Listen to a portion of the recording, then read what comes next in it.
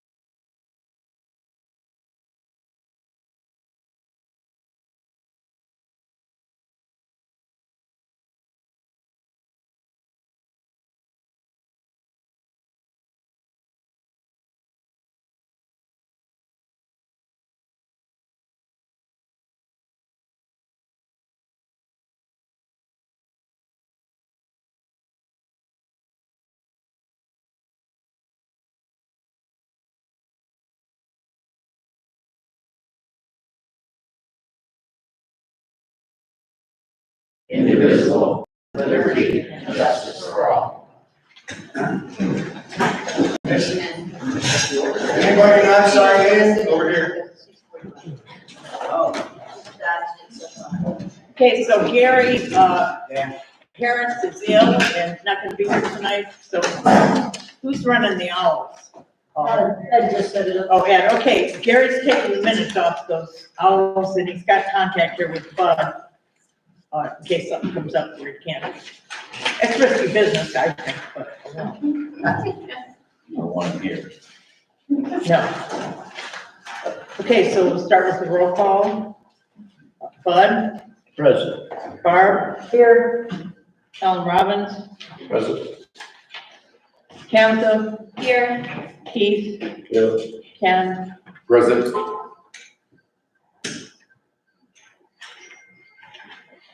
see, I guess Gary usually does, Jim Brandenburg, Here. Alan Michelson. Here.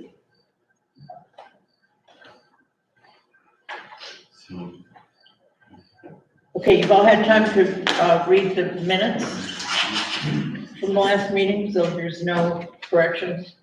We need a motion. I move that we accept the minutes as published. Second. All in favor? Aye. Opposed?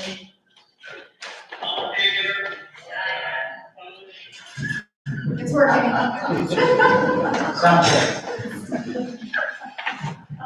Okay, now, did any of you councilmen, did you bring any additional, bills?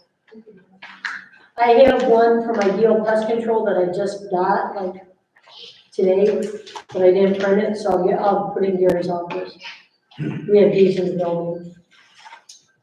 So, it won't get approved tonight, then, No, okay, next. no.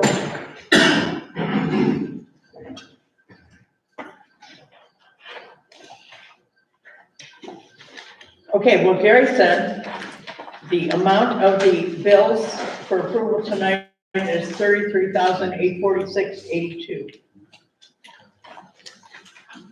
Are there any questions about the bills? I move that the bills be paid as published from the appropriate accounts. Second? All in favor? Aye. Opposed?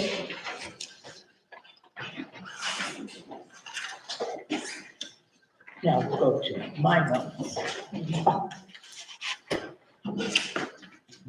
I can do this job.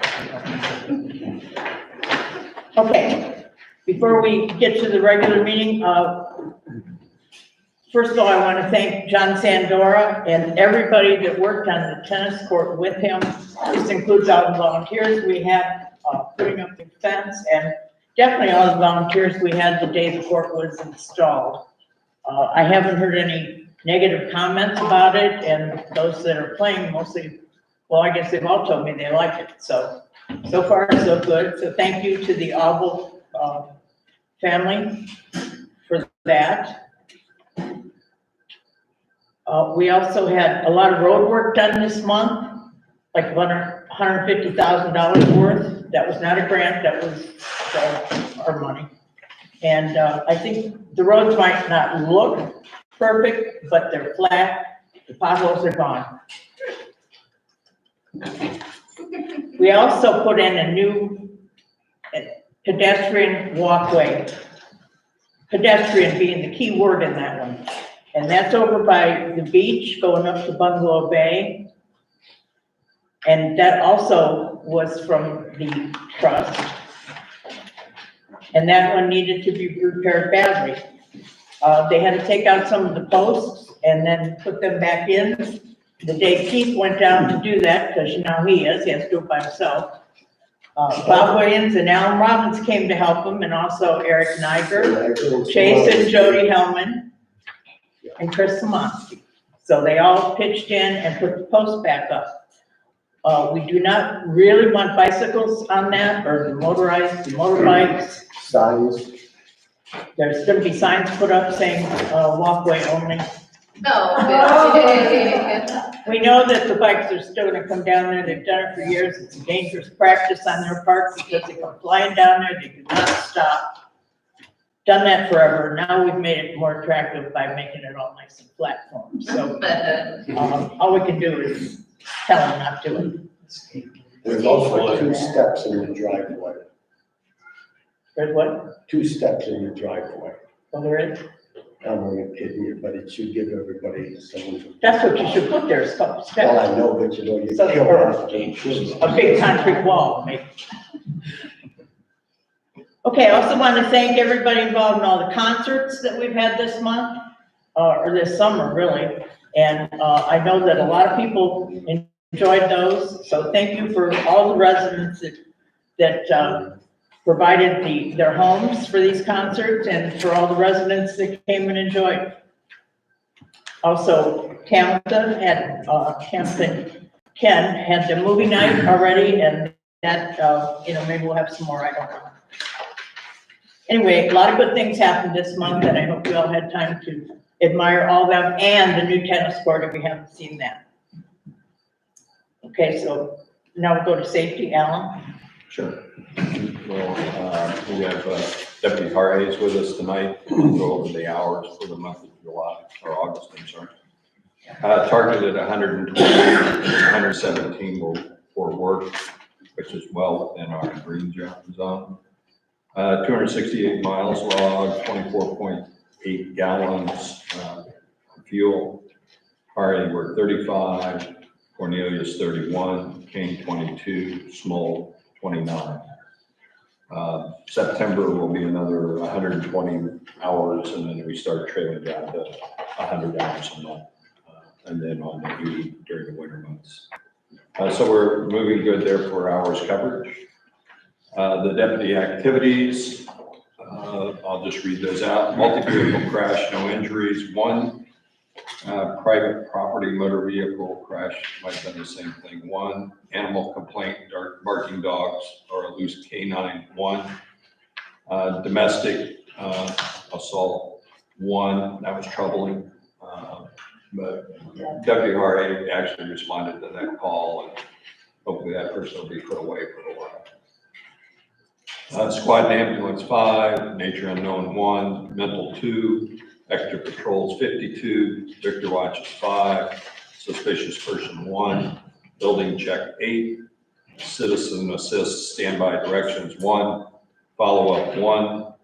There were no golf cart inspections this year, but we've had 16 up to this point, or no inspections that month. Suspicious circumstances 1, traffic complaint, reckless operation 4, traffic stops 4, welfare checks 5, total of 94 activity levels.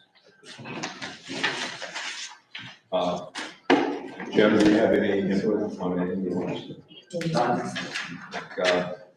Last half had some concerns on his own local area. I think you addressed those. You satisfied with the answers you got? Correct.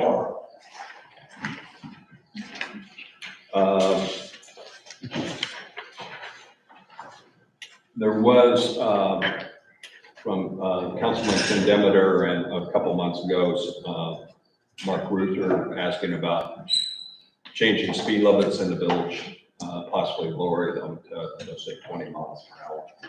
And I know that Councilor Michelson did a little bit of work and really didn't find where we could do that. He thought there were some words around parks that changed that, alleyways, school districts or that. On the other side, from a safety standpoint, we really don't have any car wrecks or safety issues that we're addressing. The only accident that I'm aware of, this was a bike ran a stop sign, ran into a car. So, even changing the speed limits probably wouldn't change any of the safety issues. And some of the roads you just can't drive 25 miles an hour with their just narrow roads. So at this point, Alan, did you find anything that you thought would change that? Yeah, we can make Beachside Boulevard an alley. I don't think you get away with that. But that school zone, or a drive within a park, those are the only things that are available that I've found. Mm-hmm. And none of those apply. The other incident, there was a golf cart just given a warning on Lake Road. a local resident. And there's some confusion there. Deputy Harhay thought that we're allowed to drive on Lake Road. That particular deputy was not one of the 4 regular deputies. He gave a warning and gave some citing on, we meet the speed limit requirement, which is 35 miles an hour, but because of our geography, you would have to have approval from Lafayette Township and Westfield Township if it were political instance. I don't know that you did you discover anything more along that line, Alan?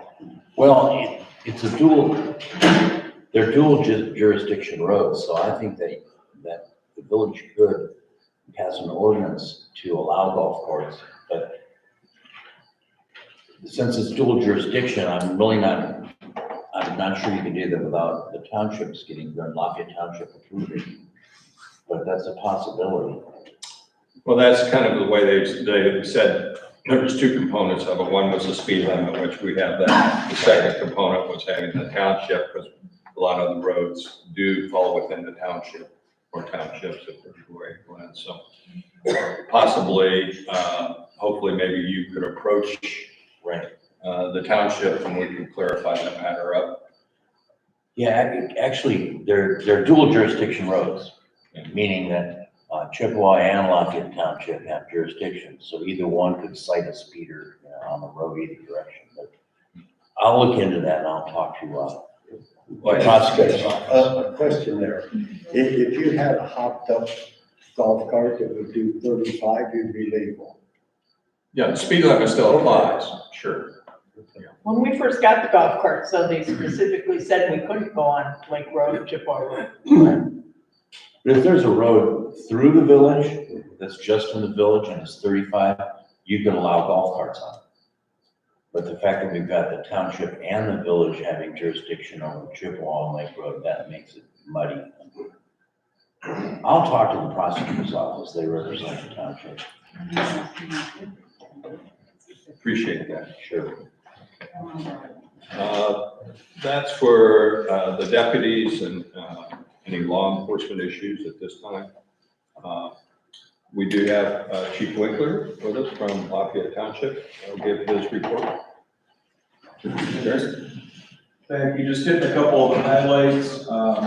Jerry, if I could ask one question, because this is being recorded up here, you could maybe come up and then the video will be able to pick you up and hear your audio too, and see your beautiful face.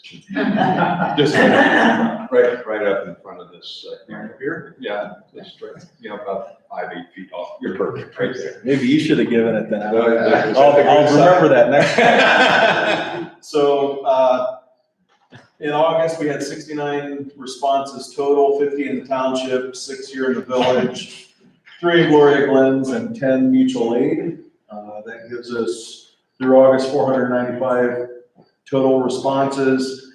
That puts us on pace to, now last year was a record number of responses for the year. We're on pace for that to at least meet and probably exceed that. So far, September's been fairly busy, so we're hopping this year again. So, and we kind of expect, looking over the past several years, the trend is that the numbers keep increasing. So we don't expect it to slow down significantly for very long. So a couple other things.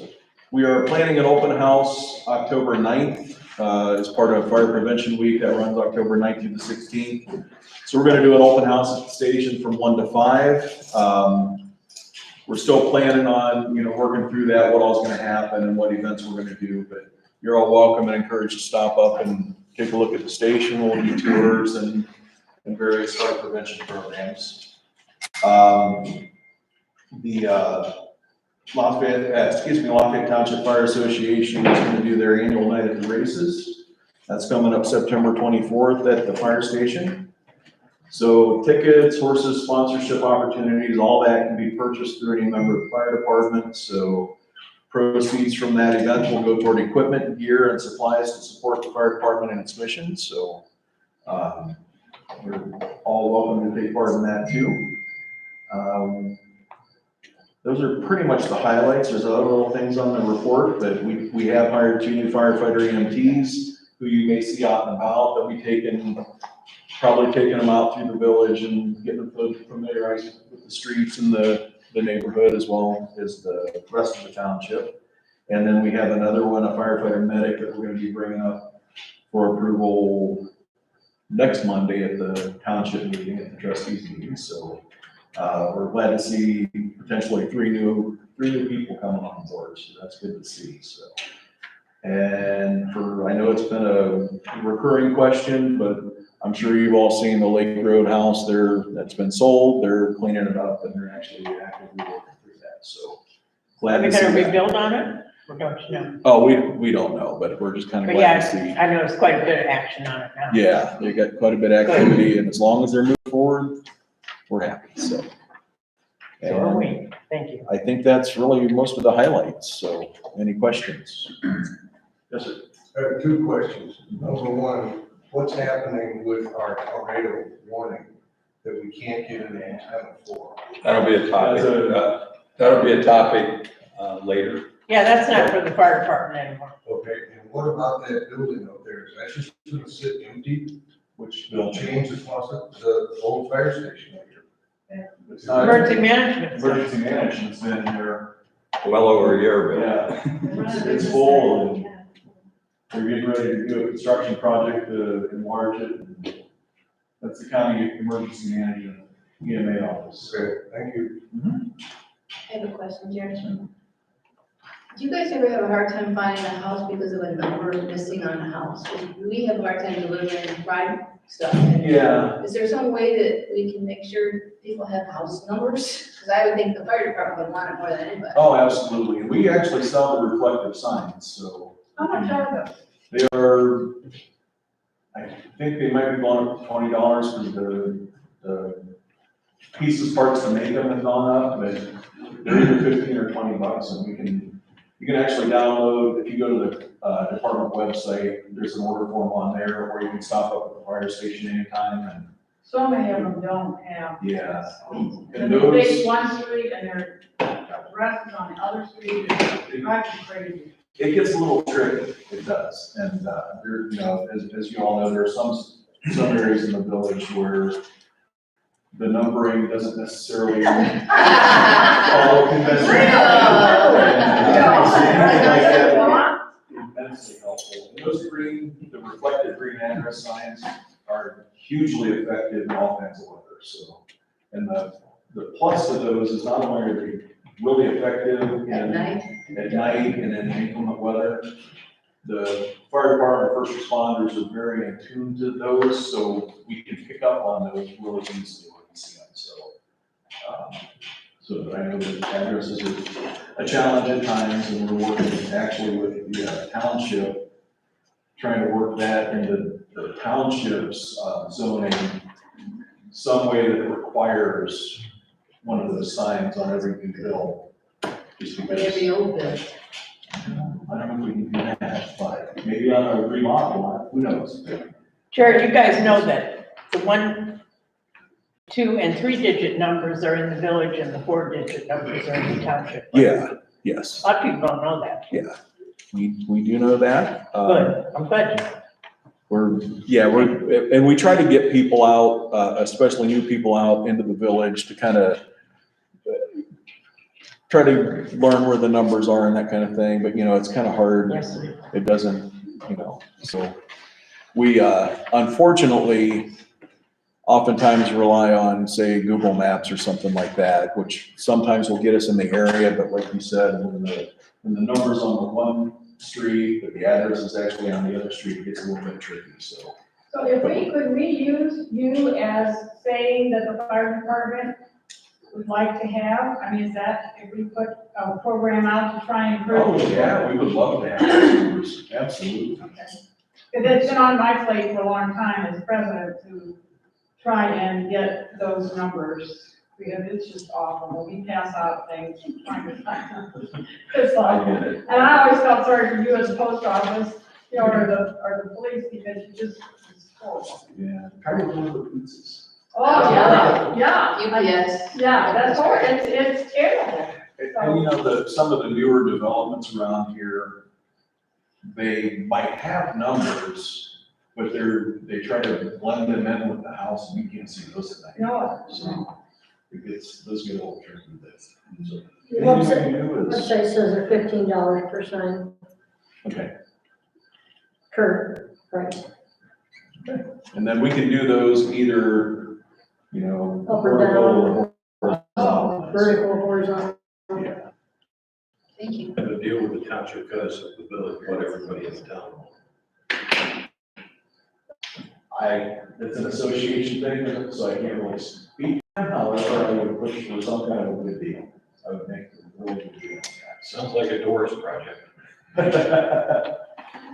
Maybe this has been addressed, I know it's been addressed before, but is there any way that somebody living alone can give their code to the EMS so that they can get in the house? Absolutely. If I need assistance and I can't get to the door? Absolutely. We can, if you give us that code, we'll have it put in dispatch. Okay, then how do we go about doing it? You can just call up to the station hall. I don't know if they have any cards, but if you call up to the station and ask for me, Okay, what we'll do is get the number, we'll put it in dispatch so they have it, and it comes up on the screen. So if we get dispatched to your residence or something, well, it'll come up on the screen, and if for some reason you can't get to the door, we can always call dispatch by phone, so it doesn't, we try not to go, so it's broadcast over the radio.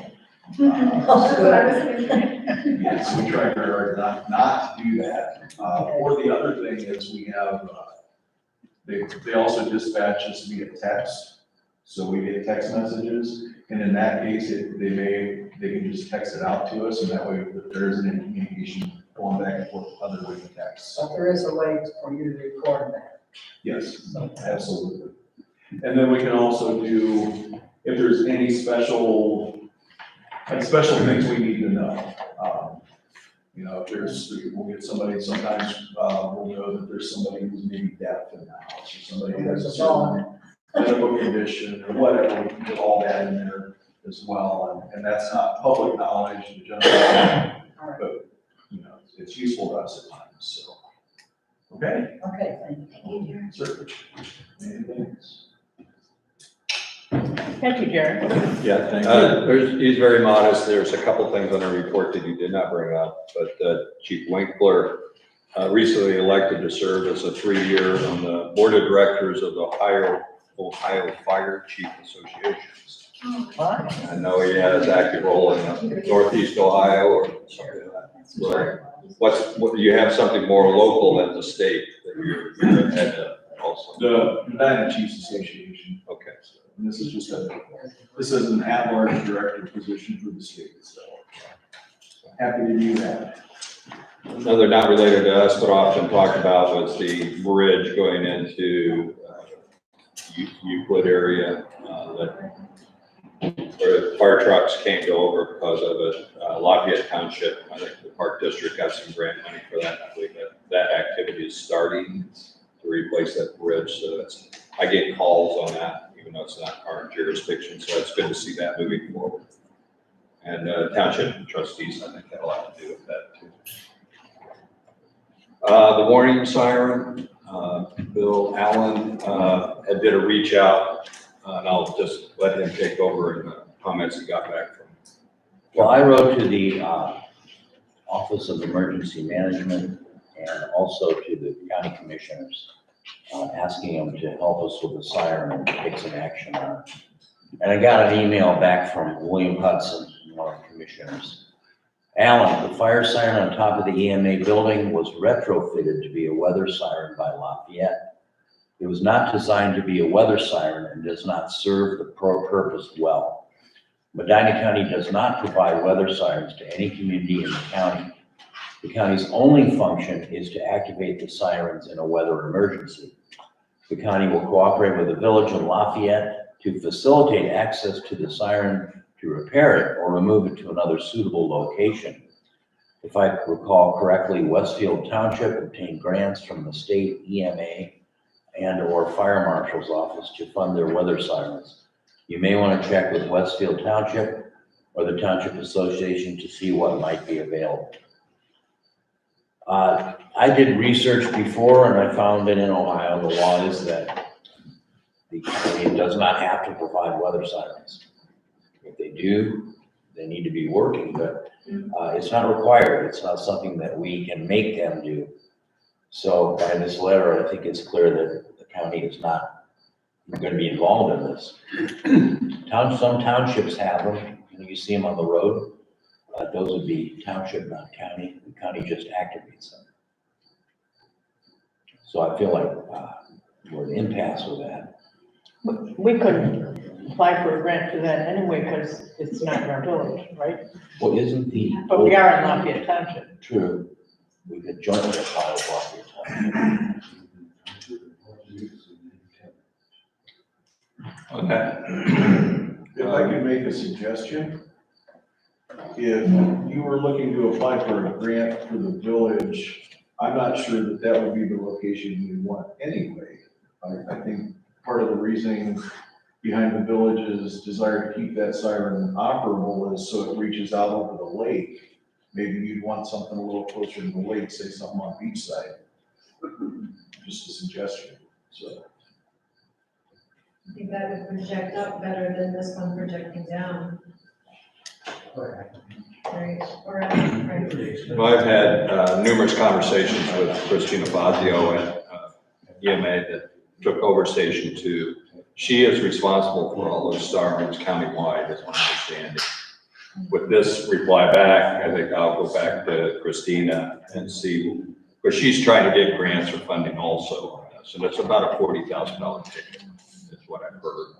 And we'll see if we can renew that and see if we can, some of the reach to Medina commissioners was hoping they had some ARPA money that was running around that we could buy into or get our hands on for that. Obviously, they pushed back on that. So let me, by the next meeting, and maybe have Christina attend and give us an update on the station, so Bill knows where it is. So when he leaves town for 4 months and all those meetings, hope you come and tune in, Bill, on that. But maybe she could give us an update and we can tie all this siren issues together too.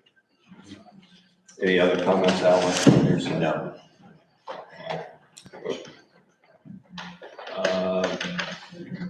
That's all I have. Okay. Thank you, gentlemen, for attending. Okay, we'll go to zoning. I'll turn it over to Jim and Matt. Zoning report for September. 9 Parkway Path, still at the top of the chart. We have an update on that. The owner did not show up for court. The court issued a warrant for his arrest and set a $5,000 bond and is putting a hold on his vehicle license registration renewal. And at some point, he'll either get picked up or he'll go to court, but that's where that stands.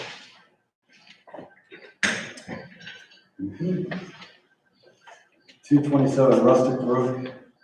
I noticed posted for construction materials in the drive, and then an order to correct was posted, and we're past that as well. So that has been passed on to the law director to file charges. 170 Clover Cliff, in order to cut, and also in order to obtain a permit for a dumpster that was placed without a permit. And both of those fractions have been corrected. 117 Clover Cliff, in order to correct the placement of a dumpster without a permit, that's also been corrected. 484 Shorefield, in order to cut plant growth on the entire lot. She seems to be, cuts the grass here and there, and then the weeds grow up between the neighbors and the backyard and everything else. So I've explained over and over again. So that one got passed on to the law director as well. Moving on to permits. We have 22-011 at 200 Richard Drive. That was the variance hearing that we had last month. It was approved by council. 22-012 at 92 Longacre Lane, and that is a permit for a driveway. 22-013 at 5 Bungalow Bay, that was a permit for a garage. 22-014 at 200 Richard Drive, that is the permit for the variance that happened last month. 22-015 at 170 Clovercrest Drive, that is a permit for the dumpster. That was one that got corrected. 22-016 at 22 Parkway Path, that was a permit for the driveway. 22-017 at 117 Clovercrest, that was a permit for a dumpster, that was also a correction. So that's what I have for that, and what I have left is a variance hearing for 5 Bungalow Bay.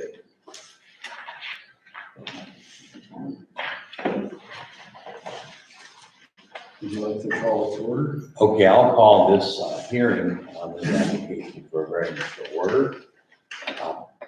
And let me ask the zoning inspector, who's the applicant here on this? Robert Fischett. And he's here. He's here. Was a notice sent to him of this hearing and of all the surrounding property owners. And that includes the Oaks, because Yes. they border the property. Did you get any response from any owner about this? I talked to Andy Weimer a little bit about it. He's an adjacent neighbor to the north. Okay, what exactly is the application asking for? Well, we've seen the diagram, but maybe you'll need to explain it. The nuts and bolts of it is that the current stairway that goes to the basement is so steep and dangerous that the homeowner wanted to put a new set of steps in. The only way to do that, they thought outside the box, was to put an addition on the outside of the building that would give them access to the basement with a new set of steps and a new entryway into that area. So being that the building is currently 11 feet from the property line, and that's a side yard, our ordinance in the R1 district says that you are allowed a 5-foot setback on one side and a 10-foot setback on the other. So this is the south side where the variance This would is the be. south side. Yeah, is there 10 feet or more setback on the north side? Yes, there is. So the setback on the south side is how much? Well, we could use the 5 foot as a Right. measurement for that as a minimum. The addition that they're going to put on is going to extend into that 5 foot minimum by 8 inches. So he's asking for variance for 8 inches closer to the sideline than the code requires. Correct. Okay. Who's the adjacent property on that? The south side is the Oaks. That's immediately adjacent. Mm-hmm. Okay, Mr. Frechette, and anybody else who is going to speak on this, would you raise your right hand? You swear the testimony you're about to give is the truth? Do you swear the testimony you're about to? Okay. Okay, do you have anything you want to add, Mr. Frechette, to council? All I would say is, we have decided that it's time to put 5 Bungalow Bay back into the real world, so to speak. And it is in dire need of reconstruction, both on the front and both sides. With where the new garage is going to be going in, it makes much more sense to put the access to the basement on the rear of the house rather than on the side where it is today.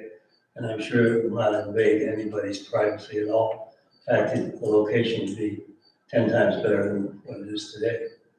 On the other side, there really is no real entrance to the home, believe it or not. And what we're trying to do is put a home that is currently existing in 3 windows. We're gonna take 3 windows out, put a door in with 2 beautiful side lights, cover it with a portico, 6 by 10 feet, and that'll become the main entrance to the home. Which side is that on? That's on the side facing the Weimer property, which is north. That's the north side. North side, okay. Yeah, when Jim and I talked about this, and our conclusion was that the front of the residence faces the lake, the way it's built, and we have to be practical, that's the way it faces. So the variance here is in the side yard, not the backyard. So the real requirement is only 5 feet. My original inclination was because the address is Bungalow Bay, that the north side of the house would be in front of the house, because it's facing Bungalow Bay, but I think That's one thing, it'd be great to clarify, because, Okay, would you state your name? I know you are. Andy Weimer, just for the future, I have no objection to Bob's plan. And you're one of the next door Right, neighbors. putting the steps on the other side, if that works out best, that's fantastic. But the comment about deciding what is the front and back, it seems very ambiguous that I could switch my house and say, for example, if I wanted to build next to Howard, or you take Howard's house, what's the front of Howard's house? Bungalow Bay or east side? Because I would say, at least on your ruling right now, I would say Howard's front of the house is east side, and therefore his setback should have 20 feet. But if that's the front of, either way, if the lakeside or the beachside side, or the Bungalow Bay side is the front, the sides are the same, right? But you could spin the house and say the side is on the east side, and then the setback will only be 5 feet. Well, it's 5 feet on one side and 20 on, or 10 on the other. Right, so it's 10 feet on the lake, 5 feet on the beach, on Bungalow Bay. I think there should be a rule, because it seems like you could pick willy-nilly which one's your front, which one's your side, because what I just heard Bob said, he's gonna make the front of the house facing Bungalow Bay Right. with new entrance. Well, I think, I've seen this house a number of times. I mean, it looks obvious that the front faces the lake. That's how it was built. And when you get to court on these things, they tend to be very practical about it. Yeah, that doesn't change my opinion. Right, I agree. Bob's plan, but I think we should be clear, because the other houses, you can spin it and say, well, you think, you could say front to side, just you can make whatever you want, and get around the rules. So, Yeah, in general, the front is the side that faces the right of way, the road. But, that's something that we'll need to think about.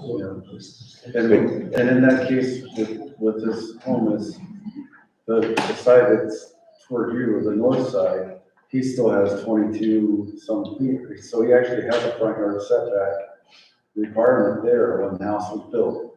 That's putting the easement aside. but that was the second question. That, What happens? putting that aside is the fact that there is plenty of room for a front yard setback. And if you took to the side where the lake is, he actually has Fine, 100 feet. exactly. But what is the rule with the easement? Well, is this an easement for the driveway? There's 2 easements on the property. What are they? One was for the driveway to pass over his property, and the other was for, you said the owner wanted more green space in the I back? don't know, or access to the back, maybe at one time, that was 2-3 owners ago. Right, but that's not on the south side.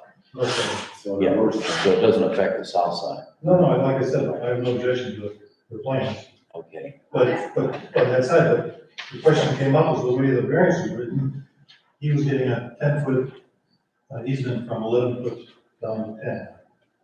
Right?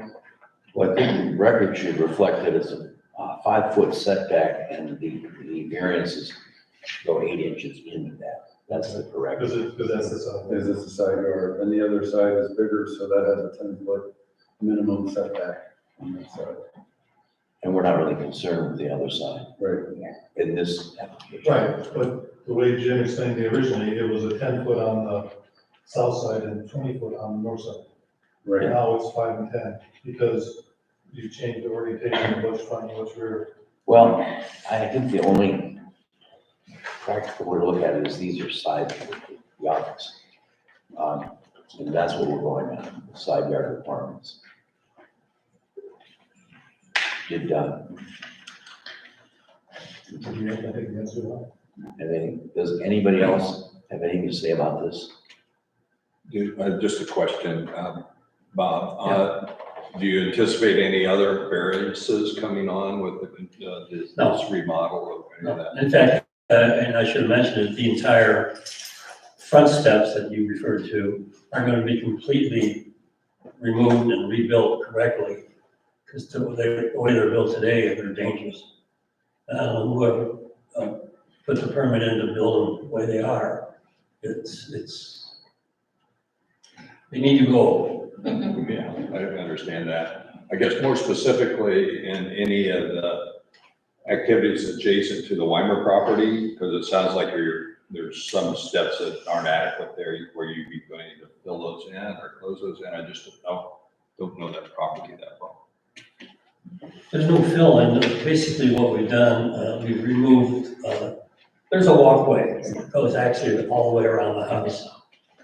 It became more complicated because we decided we have to waterproof the house, and to do that, we're gonna have to dig down the entire peripheral of the foundation to waterproof it correctly.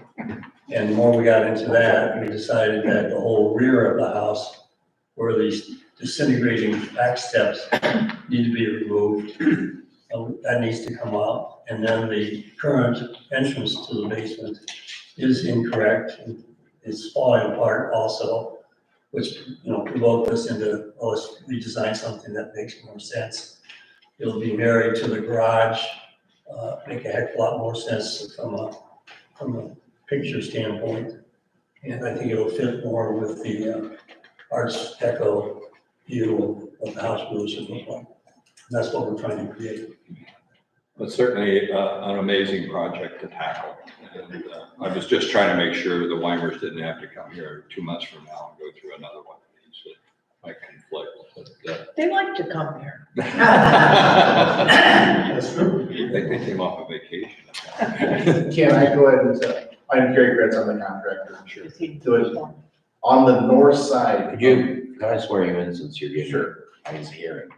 You swear or affirm that the testimony you're about to give is true? I do. Thank you. On the north side of the house, that entrance, this will be a new entrance constructed, but we would not require a variance on it. We need to get a zoning permit on that to do that. And I think we're showing that as a 22 feet would be off the property line on that. So that would be coming, that should be a variance on that. Okay. Yeah. No question. Council, have any other questions? Question, so is it off the easement or is it off the lot line? The setback? Well, the setback for this is off the lot line. No, but there's an easement there, the one that carries. They go to the other The side. second- Oh, that, The one you just explained, and I asked the question if you need to have a variance. yeah, we have to look at the easement. And I'm not sure what effect. I don't have a description of it. I don't know how to find a description of it. Well, we can. Both the homeowners have to have it. You know how to get it? Yeah, it's in the record. And they can. I have it. You want it? I'll give you a copy of it. Okay, It's complicated. I'm sure. It has to be. It's very, very complicated. And, the original goes back, over 10 years, 12 years. And then, Alan and his lovely wife, I think, brought it back to, Joanne to make sure that the easement was done correctly, and I think that was done about a year and a half. That was a common driveway easement, wasn't it? We share the driveway, that's Right. correct. We've had the house for 10 years now, and it was before our Right. time, so we have no idea. There's two Oh, of it's them. gonna start with S. Yeah, I don't think there's gonna be any update. No. Yeah, well, anyway, yeah, I remember when it was done, but we'd have to take a look at those easements and, yeah. And we consider, for Jim to consider the permit, but that's it another time. Fine. Any other comments, questions? Okay, in making this decision, council, this is what's called an area or setback variance. One standard the courts have applied is practical difficulties. Does the owner have practical difficulties in meeting the code? And then the other factors that Ohio Supreme Court has spelled out are, number one, will the property yield a reasonable return, or can there be a beneficial use without a variance? 2, is it substantial? 3, will the essential character of the neighborhood be substantially altered, or will adjoining properties suffer a substantial detriment by granting this variance? 4, will the variance adversely affect the delivery of government services? 5, did the property owner purchase the property with the knowledge of the zoning requirements? 6, can the problem be solved by some other means than granting a variance? And 7, will granting the variance preserve the spirit and intent of the zoning requirements? And will substantial justice be served by granting the variance? So you should consider those factors and now vote by roll call. Aye or yes means to grant the variance, nay or no means to deny the variance. We need a roll call. Okay, Bud, Yes. Barb, Yes, Alan, Yes. Tabitha, Yes, Keith, Yes. Ken. Yes. Okay, the variance is granted, and the zoning inspector will send you an official letter stating that. You want this? Yeah. I can take down the numbers on it and get it if we can't copy it here. I'll give it to you, but I'd like to have it back. Well, sure. Do you need us to just make a copy of it right now, give it yours back? If you can do that. Who's gonna make it? Barb,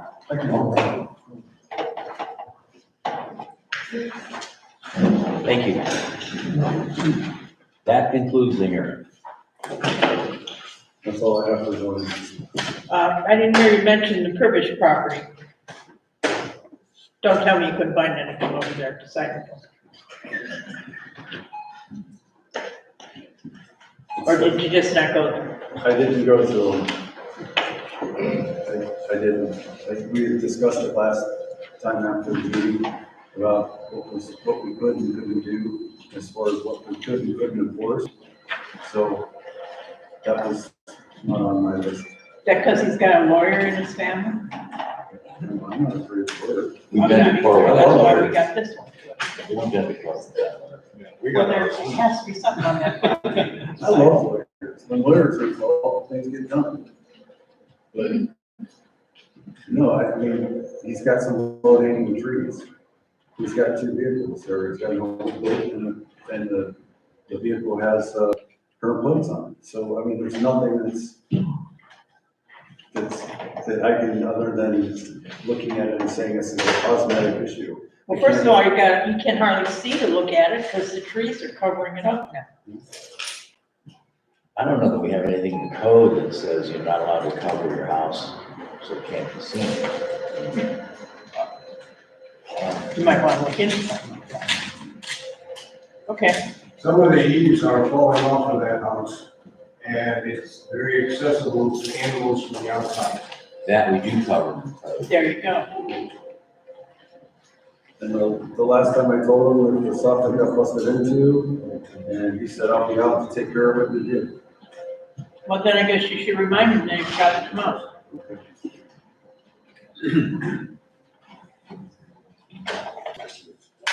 Anything else for zoning? Okay, community relations, Tabitha? movie night was successful. We had a good turnout. I haven't had all the kids' attention with the movie. Nobody escaped to the swing set. I was really excited about that. I do plan on doing another movie night, weather permitting, before snow flies, hopefully.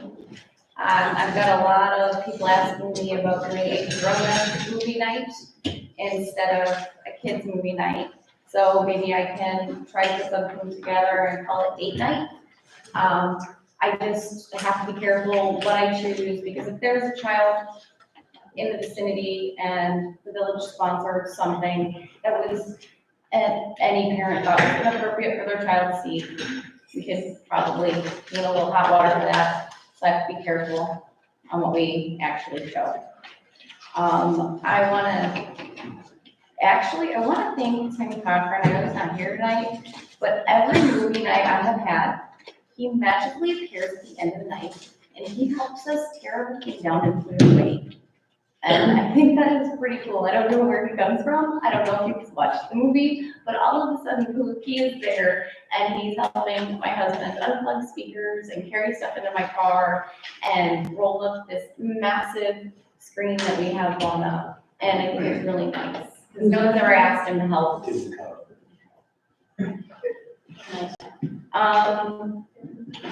Still working on the CPR training for people. None of the beach attendants really seem to be interested in it. I've contacted a few times and we tried to set a date and everybody doesn't want to do it or they can't commit to the date. So Ken and I talked last month a little bit about actually making a sign-up sheet, making CPR first aid training that's going to be village provided. Public will have X amount of sign-ups, and whoever wants to be here, we're going to try and get 12 people. I think we have enough room and funds available with that grant that has to be spent by the end of the year to do 12 different individuals here at the hall with CPR training. More on that to be followed. Also still working on the Fall Fest. If anybody wants to volunteer to help me, I'm taking volunteers. Still looking for some door prize donations if anybody is interested. And I also know a few individuals in the room who may have some tents that I can borrow. Looking for tents like we did last year. I see 3 of you that I know have them. Just in case it rains, I don't have room in my schedule for a rain date for us to push it to a different weekend. So if it's gonna sprinkle lightly and we have tents, we can all be protected. If it's going to be a washout, I'd like to know if there's any way we could do any kind of festivity here at the hall. It's kind of small, but my schedule does not allow for me to pick another date, unfortunately. That's kind of a bummer, because I'd like to be able to have a rain date prepared, but I can't. You can move it up here. You probably can't bring the balloon in. No, I can't bring the balloon in. Mike But would you could probably try. still be here. Yeah, Mike would still join us, because he eats, sleeps, and breathes that balloon, so he just like loves talking about it, so he'd probably be here anyway. He is gonna do a raffle again for us with a balloon ride, like he did last year. Somebody's daughter still has to claim their ride. I just talked to him a couple weeks ago. Is there gonna be a raffle in the raffle baskets? Yes. Same as last year, we're doing raffle, door prizes, baskets. Thanks to Leslie, we have pumpkins again for the kids. The only thing that we're probably not doing is the best dressed pet costume contest. My sponsor for that last year is no longer a contact of mine and unwilling to participate. So. How are you coming with the stage? Have to go to the store and buy the materials. Did you find a stage builder? I have a builder. I kind of thought you might, yeah. Do you need a sponsor? We gave away a really cool prize last year for that, only that acquaintance is no longer an acquaintance of mine, so I'm no longer able to ask What her. was the prize last year? She put together a really nice bag and basket with dog treats and toys and a whole bunch of really cute gift ideas for the owner of the pet who won the best dressed. And I had her be the judge as well for the contest. But she's not. Go ahead and, if you wanna have that contest, it'll be taken care of. Okay, I agree, yeah. Okay. I would chip in for that part too. okay, awesome, thank Well, you. Herbie already has his costume, so. She's looking to win these contests. Maybe feeling should be heard, so. Yeah. So go ahead and have that, and it'll get taken care of. Okay, thank You'll you. have to find a judge then. I do. I'll have to It's find not a your judge. sponsor, it sounds like to me. Just in case. Well, I think I might even get you a judge too. Okay, excellent, thank you. in the court. Firm but fair. The start time for the Fall Fest, last year was 2:00, this year it's going to be 3:00. The band will be here from 3:30 to 7:30 again for us. And I know, Pam, I think you had put out an email a day or two ago, and I think you had put in there 4 to 7 in your email. That's what Claire had in her thing, so that's my. Yeah, I don't think I ever told Claire a time either, so I'll message her as well. Okay, And let her know. The But I times just are got just a that. little different. So it's what now, 3 to? I'm gonna do 3 to 7, the band will be here until 7:30, so Okay. it's kind of 3:00, a little open-ended. Our band will do 4 hours for me. It is September 24th, it's a Saturday. So it's actually the first weekend of fall, which I thought was fitting for a fall festival. What's the food? We're gonna do the pulled pork again because we didn't have any leftovers last year. And so we are going to, I'm anticipating it being maybe just a smidge larger than it was last year as far as attendance with word of mouth of everyone who approached me about it. So I'm gonna try to prepare more food this year than last year. I did talk to, Don't forget about the mac and cheese. oh, we're having mac and cheese too. Yeah. I did talk to Connie Contessa's and she's gonna donate coleslaw again for us to go along with that pulled pork. Anybody have any other questions about anything? No, okay, we're done.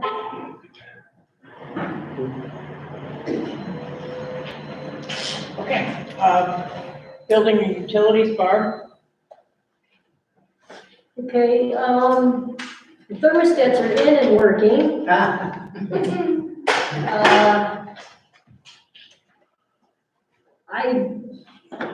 I don't know though if I have to add you guys to the app on my iPad for you to be able to access it, or if you have to download the app on your phone and access it. I'm not sure how that works. Go ahead, Ed. What do I have to do? What do they have to They do? do, they need to have the app on their phone, but then you have to give them access. I have to what? I have to give them access to it? So they have to have the app, and then we were talking to, if you want to put it on that laptop too, rather than, because you're concerned about space on your iPad, Yeah. that's an option. Is that okay to put that on there? Yeah, on that. Sure, but I don't know who, well, other than somebody coming in and adjusting it for the meeting, would that be the intent? The intent is that rather than, because that's your personal iPad, correct? Yes. Rather than having Barb use her personal iPad, she could use the village Chromebook, which isn't being used other than the live stream. So she could use that at home to. I'm gonna come up here and adjust it, I'm not gonna. Well, we had a situation where there was some breakfast here because of weather, and I couldn't figure out how to adjust. Oh, I came up and said it. Well, fine, but, you know, for me, it's easier to do it on my phone. I don't know what, even though it can be on there, I don't know who's gonna get to that Well, the computer. point being is that once the app is installed on there, and then you're invited and you have access to it, then you can do it on the phone. So using the app, I have to invite them? Yeah, we With just we their can talk email. after, yeah, we'll have to figure it out. And then anybody can change it? Anybody that's had access, yes. So not everybody. Permitted access. Okay.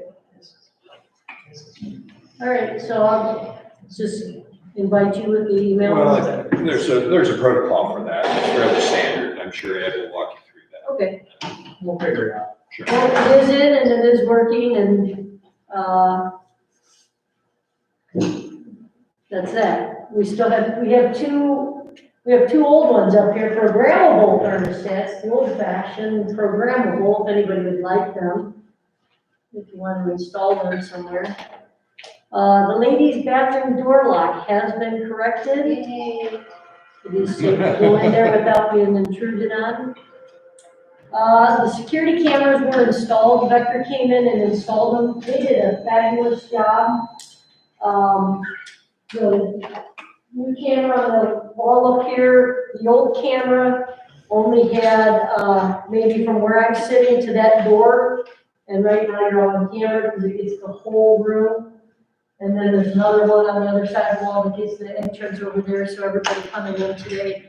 The outside is covered with the exception of possibly 3 feet to the south of the flagpole. But every square inch of this property is now covered, including the garden, including the tennis courts, the shed, the playground.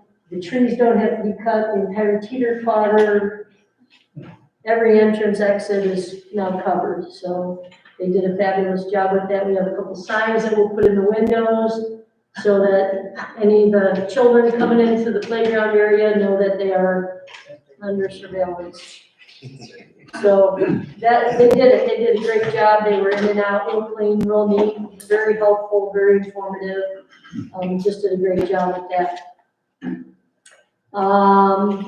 When they were doing that, they did get stung. There was probably somewhere up here on this wall, coming through the siding was a hornet's nest, both these hornets or something. So Ideal Pest Control did come in and they took care of that last Friday.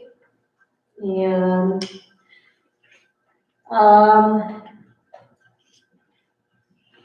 the old exit, you want me to just throw these away? The old exit signs, the LEDs, I forgot to mention that last month. All these are all the LEDs that were installed, but I still have all the old emergency exit lights and signs. If somebody wants them. You can take it out to like the renew store. Habitat People for will might Humanity. use that kind of stuff if you can't find I something can local. take it up there. Okay, I'll take the thermostats up there too, unless somebody here wants them. I have reported 3 street lights being out, but I have not heard back from First Energy. I usually get a confirmation that they're, the confirmation for the repair number, and I haven't heard from them. So the one on Willowwood and Circle Crest has been reported twice. I did it again today. Still haven't heard back from them. One by Tamitha's house is blinking on and off. And I thought I would stretch things out a little bit. The one at the corner of Hunter and Chippewa is out. I think that's technically in the township, but they have replaced the one I think at Shorefield in Chippewa is on the township side. They did replace that. So all they can do is say, they'll fix it, but I don't know if it'll be with an LED. And there is a hornet's nest. I don't know. They sent the email to Bud. It's one of those paper wasp nests, the house on Circle Crest that caught on fire, and it's under repair. It's probably a 12 to 15 inch. Oh, it's a beauty. It's a bulk face horn. Yeah, Has that been removed? no, I don't think it has. but it's on private property, so I didn't know I don't know how to contact the owner. We talked to the contractor, Jim did. Yeah, I talked to him and said, can you talk to the owners? You guys figured out what you Yeah, I want. walk by with the dogs almost every day, and it's still there. Yeah, and you don't go close to the nest, they don't bother you. I mean, right, but you get a couple kids that decide to throw a rock at it, it's a heap of trouble. So is that our responsibility? No, I'm just saying though, I mean, I didn't know if anybody had contacted the owner. I can contact the owner directly. Yeah, I don't know how to reach her. I just had a permit from them. Okay, yeah, I just didn't know how to reach her, so I would have done that, I didn't know how to reach her. Sure. But it's a huge one, so. I think that's it. I think. Andy. I believe last month you talked about looking into a Yeah. camera on new courts. Okay, so, we had a meeting with the Dyna Fiber, and I came to your house, if you guys weren't home, came by your house one night. But I did talk to Keith about where the power source was. So right now, I think we have 3 options.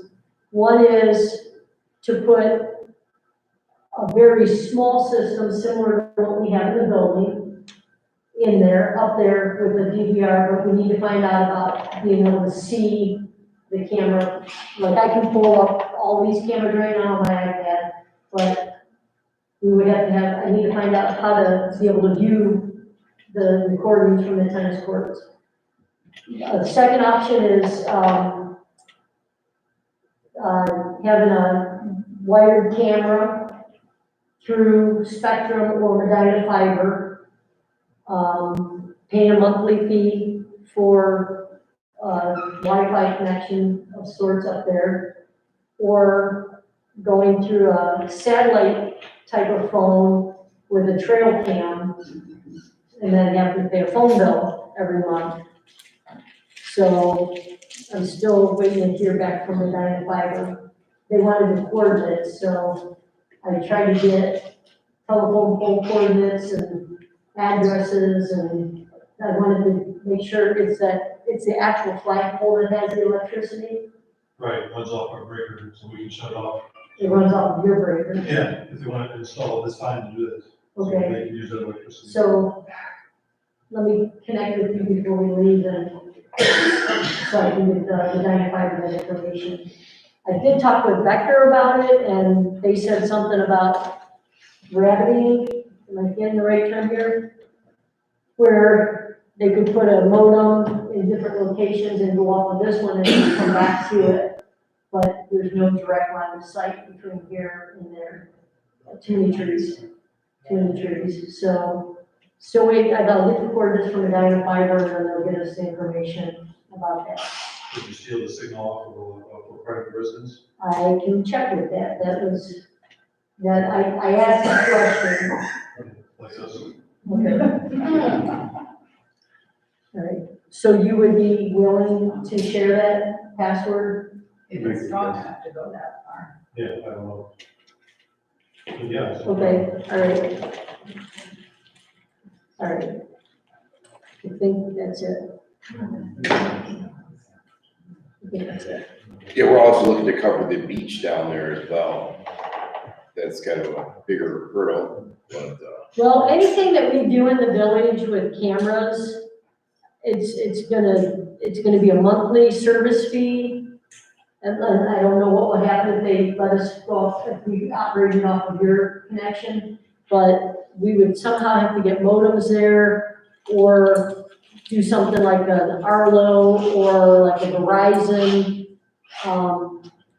It's like an Arlo satellite camera that would go to some cellular company like Verizon or T-Mobile, AT&T or something like that, which would then incur a monthly cost to monitor it. well, you know what, it might not be a bad idea just to have a camera up there and check it if there's vandalism.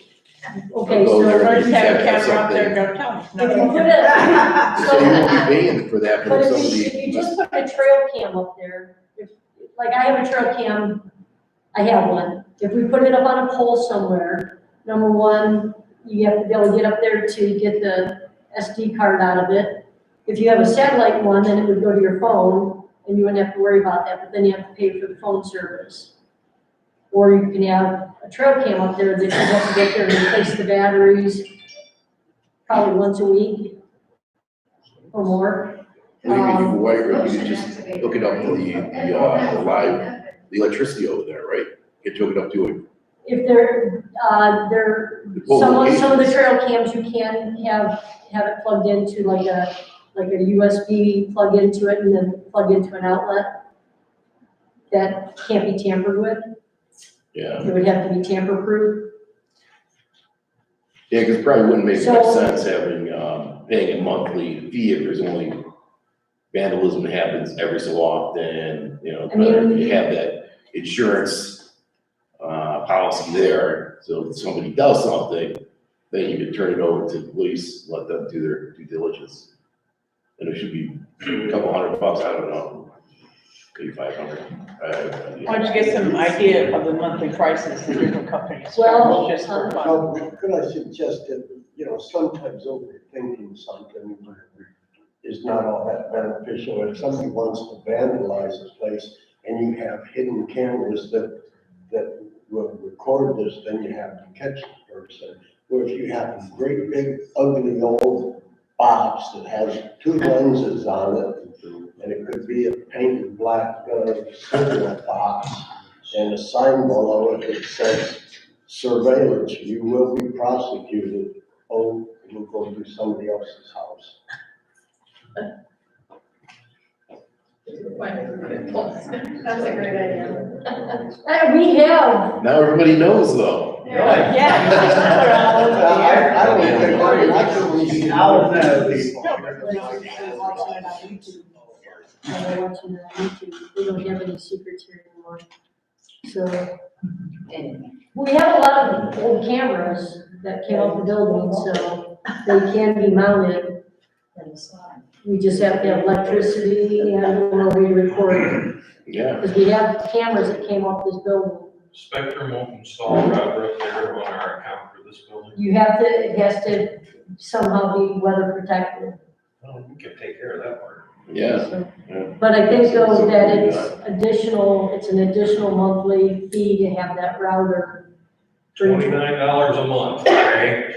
What's that? Just going by the commercials, $29 a month. Yeah, well, but if we had 3 different locations, if we had one. $79 a month. So, Or if you suggested use those as decoys.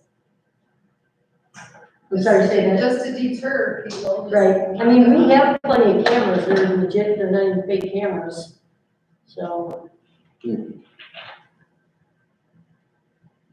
Well, keep checking on it. Okay, Maybe other people around here can check on stuff that they can think of and let you well, know. I think that, at least for the tennis courts, if we were able to access your Wi-Fi, that would solve that problem. I mean, we could put a router up there and protect it or something, or even whatever we want to call it, a rabbit or a hip hop or whatever, so. Simple technology, thank you. I think that's it, yeah, and Question.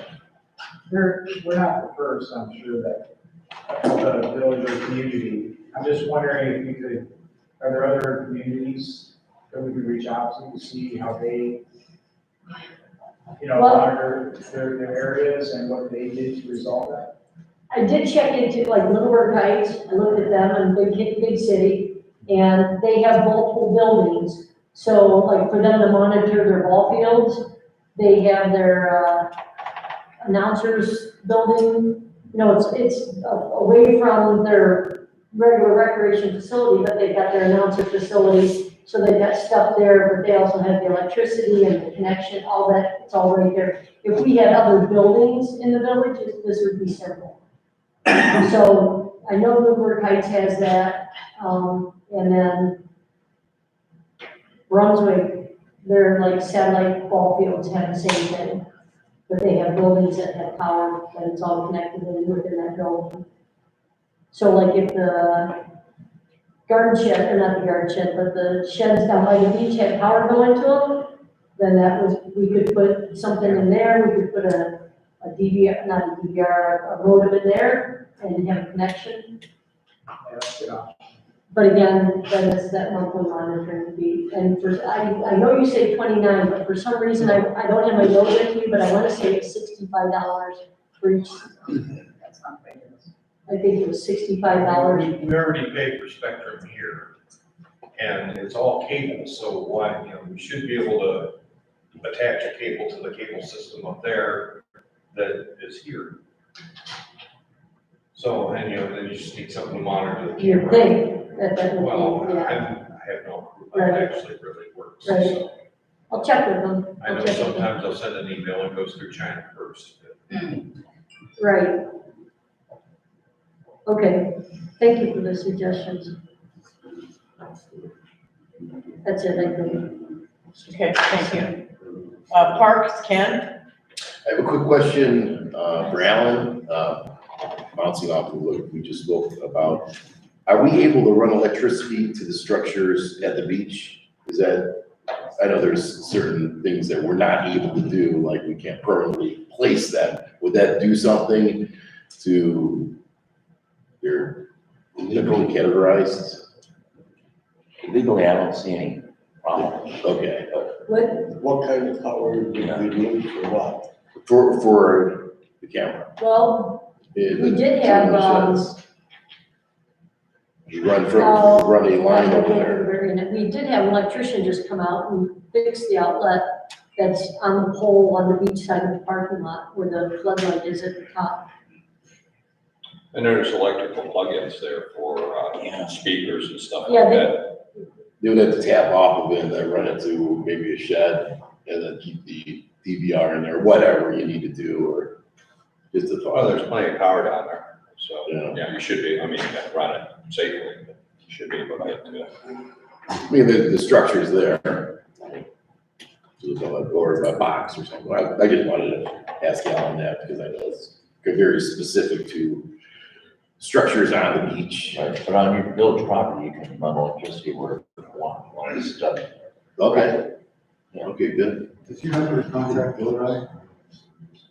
I'm sorry? I gave you the contact for Lodi, did you happen to call them? They have two different parks that are satellite from all of their buildings, that they put cameras in to see. With the satellite ones? Yeah. Yeah, so then you have to pay to, Oh, I don't know what kind you use, I'm just saying that yeah, when you the park connect to is the over here and satellite, this yeah. park is way over there.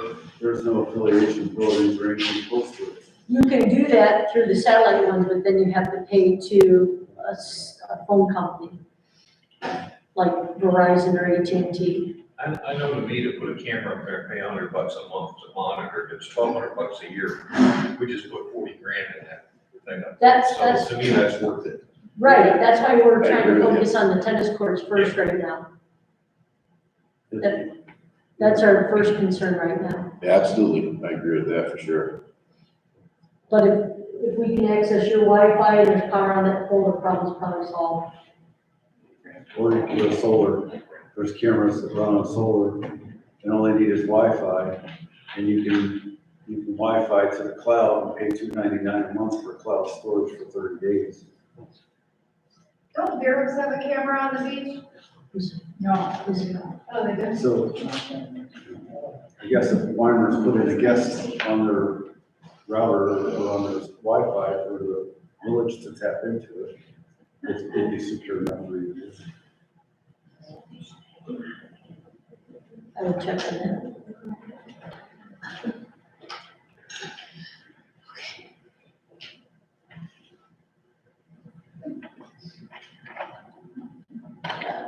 What else you got, Ken? Well, speaking of the beach is close for the season. Everything went smoothly this year. I think everyone, they like the improvements, and it seemed to be, we had a great group of kids helping out. And of course, our Kelsey, our beach manager, did a phenomenal job. I think she's working out very well.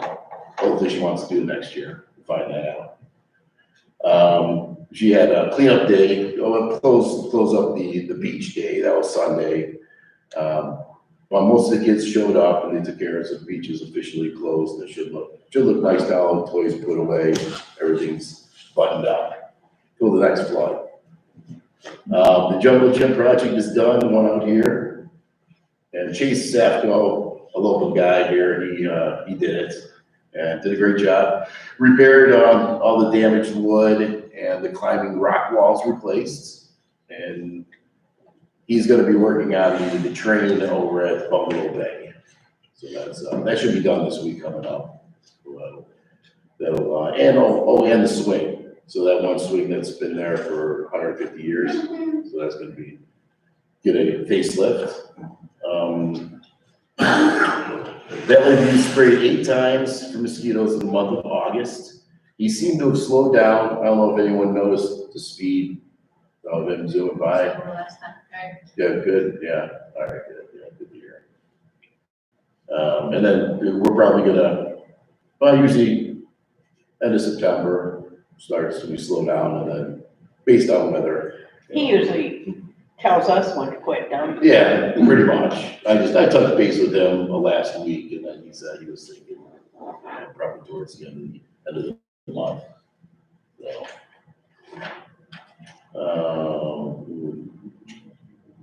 The park on Briarwood. I'm in communications with land surveyors, so I guess that's the first step. We need to survey that lot. That's where we're planning the dog park or a founder's park or something. So the next step is to fence it in and then get a landscaper out there to clean it up. It's probably gonna be a memorial type park, wrapped in 3 sides.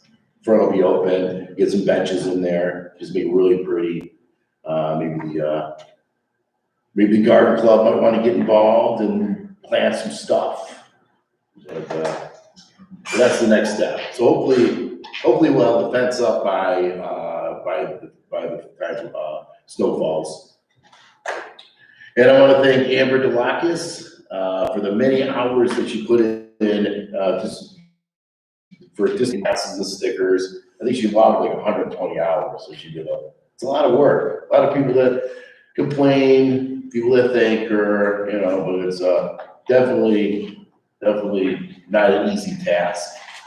So I want to thank her for that. In fact, we sold 114 keys, or she did.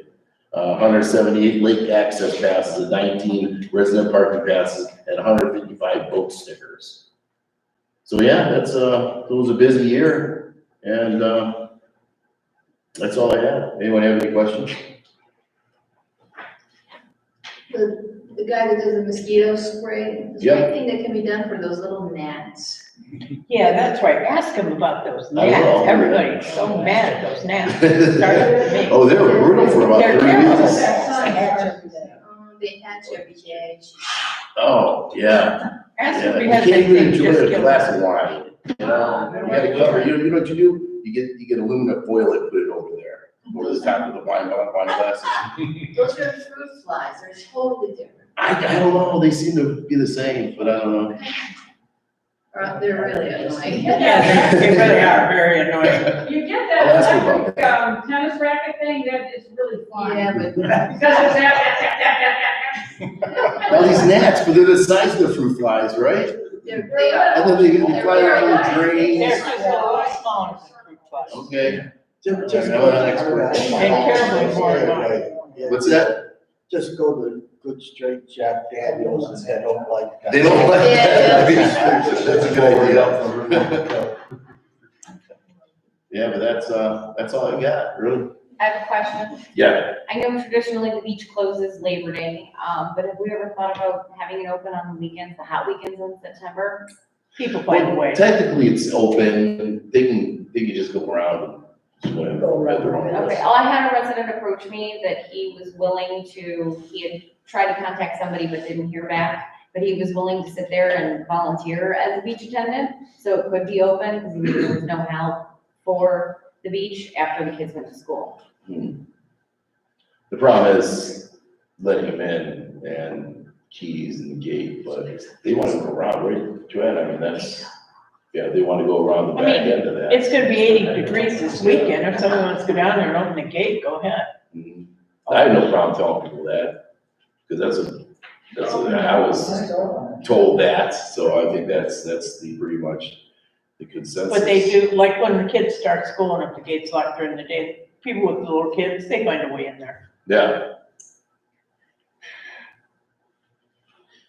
Some people hesitate about doing that, I had them say things to me, but on the weekend, you just went and opened the gate, they would feel like, okay.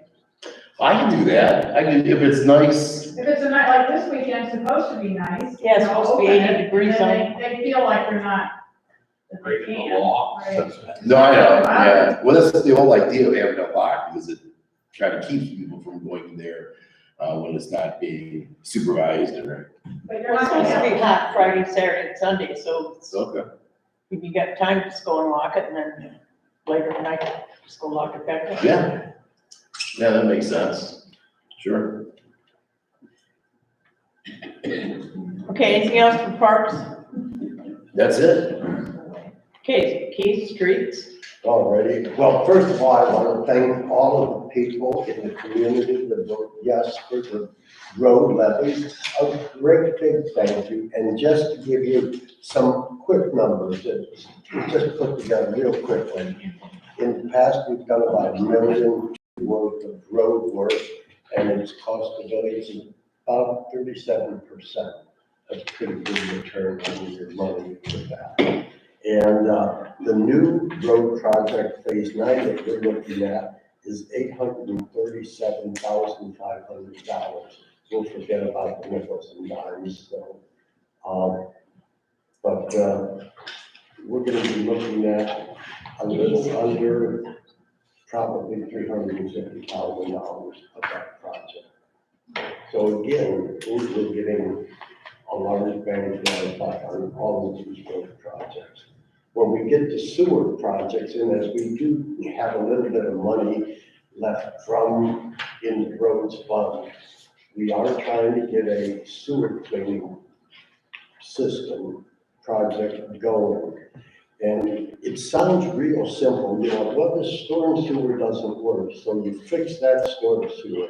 Before you can fix this storm sewer, you've got to do some research, unless you're slow-witted, to make sure that that storm sewer that is open and running, that at the end of the pipe over here, it's running into something instead of it just stops.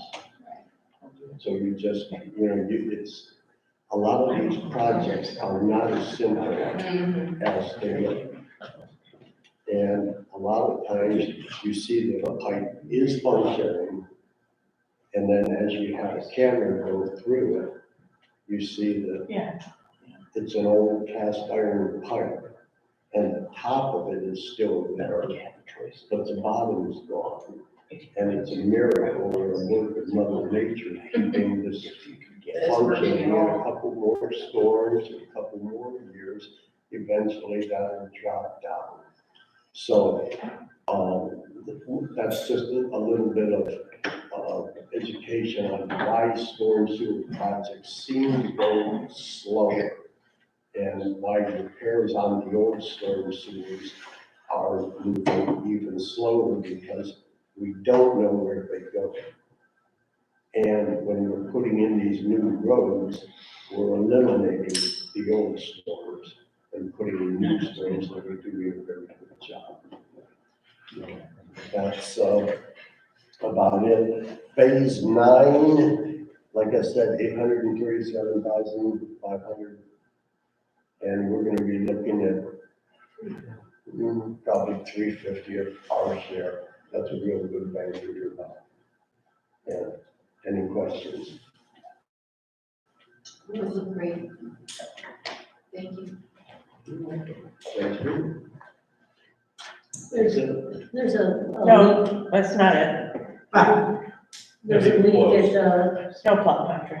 Yeah, I got that. Oh, I got that. there's a water main leak at Clover Cliff and, Rockridge, like the Geeson property. It's been leaking for at least a week. Any work on sanitary engineers? I was going to, but I didn't wanna Oh, I overstep my can bounds. slice I didn't wanna overstep my bounds. Okay, where? Rockridge? Rockridge and Clover Cliff, Is it useless? yeah. It's running just right down into that catch basin there. It's very, it's not good, it's just a continuous trickle. Did we just fix that area? What's that? What's the roof? Okay. Oh, Keith, I wanted to, you probably already know about this, but over at Leeward, there was during that real bad storm, there was water just pouring out of the ground pretty much. So I don't know if that was it. The property owner told me that they contacted you or Bud or somebody contacted you. That ranch over there, I can't remember. The ranch on Leeward? Yeah, where we meet. Yeah. Okay. Check it out. I don't know if anything's still happening, but he stopped me on a golf cart and it was pouring out. I mean, pouring across from your house. Yeah, right there in my corner, the big storm we had. Yeah. It percolated out, Yeah. It lifted the manhole. That's a sanitary sewer. That's nothing new, it's a sanitary sewer. Yeah, I've never seen this. I saw that. I'm like, wow, this is crazy. Yeah, that's a standard test. A lot of times it'll flip the drain cover out. Yeah, well, it was coming out of the ground. I mean, it was coming out of, there was a pipe buried somewhere. So it pushed the soil out. It's a broken pipe, that's why there's so much water infiltration. That's why many of the of the old existing sanitary sewers are bolted down. You know, most of them, they used to just be super heavy, they'd have a hook you go down and pull them up. Well, there would be so much pressure on them, you could go out and watch those probably 200-pound cast iron grates just floating like this and the water would just be pouring out. It's not because somebody flushed the toilet. Imagine that. You know, they're old, broken pipes Sanitary. that need to be fixed, and they're, you know, it's a sanitary engineering department. And not to throw them under the bus, you know, they've only got so much money, but, you know, if you see something like that, call sanitary engineers or call me and I'll call them. And if they don't know something like that's happening, you know 100% they're not gonna do anything about it. If they know something's wrong and there's a problem, to be honest, they'll get to it when they're able. Okay, you want to talk about the snowplow contract? Yeah, you have an annual contract for, snow plowing, salting, and minor road repairs with Lafayette Township. And every year it expires at the end of September. It's coming up, and they have set a new contract. And it is exactly the same as all the other contracts, except now the price is $95 an hour. And, last year was $55 an hour. The year before that, it was $45 an hour.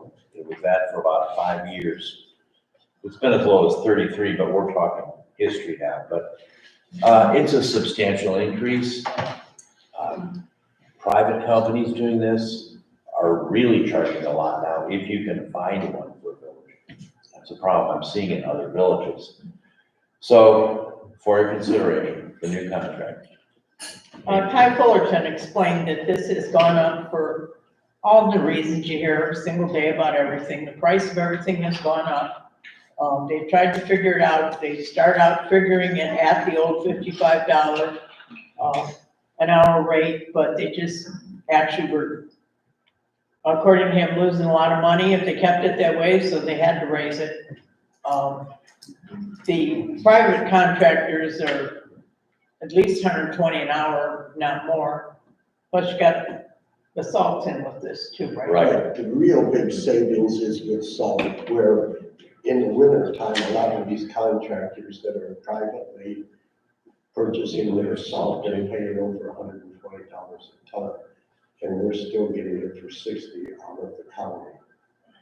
So there is a huge savings there, because you watch Before we had the township, private before they were contractors. allowed to do us, we had the private contractors, and trust me, we had some horrible, horrible high bills from those people. Remember, it was awful. Oh, yeah, I've seen it in other villages too. And also there's a storage problem for salt. Right. You know, townships got it right away. Do you want a first reading of this ordinance? Yes. Sorry. Yeah. Okay, first reading, ordinance numbers 875-22. An ordinance authorizing an agreement between the village and the Lafayette Township trustees for township service department services and declaring the same an emergency. This is for snow plowing, salting, and miscellaneous road repair. Right? So is there a motion to suspend, waive the second and third reading? So move. Second. All in favor? Aye. Opposed?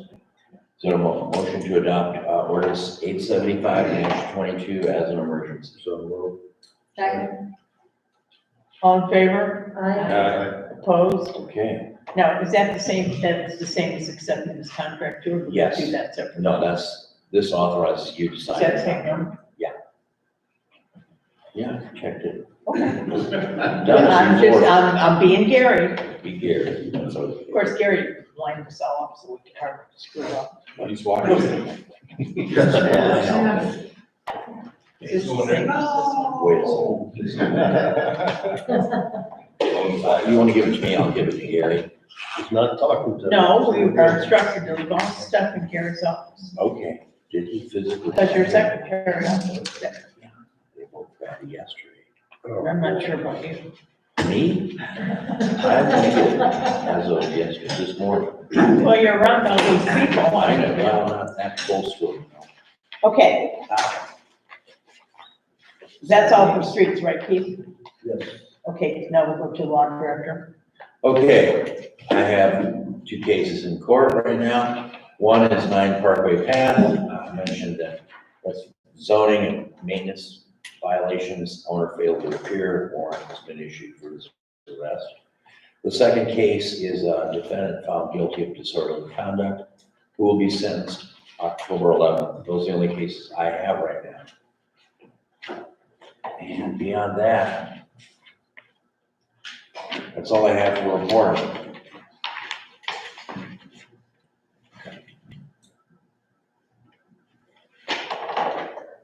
And we have to remember a year from now to renew your contract.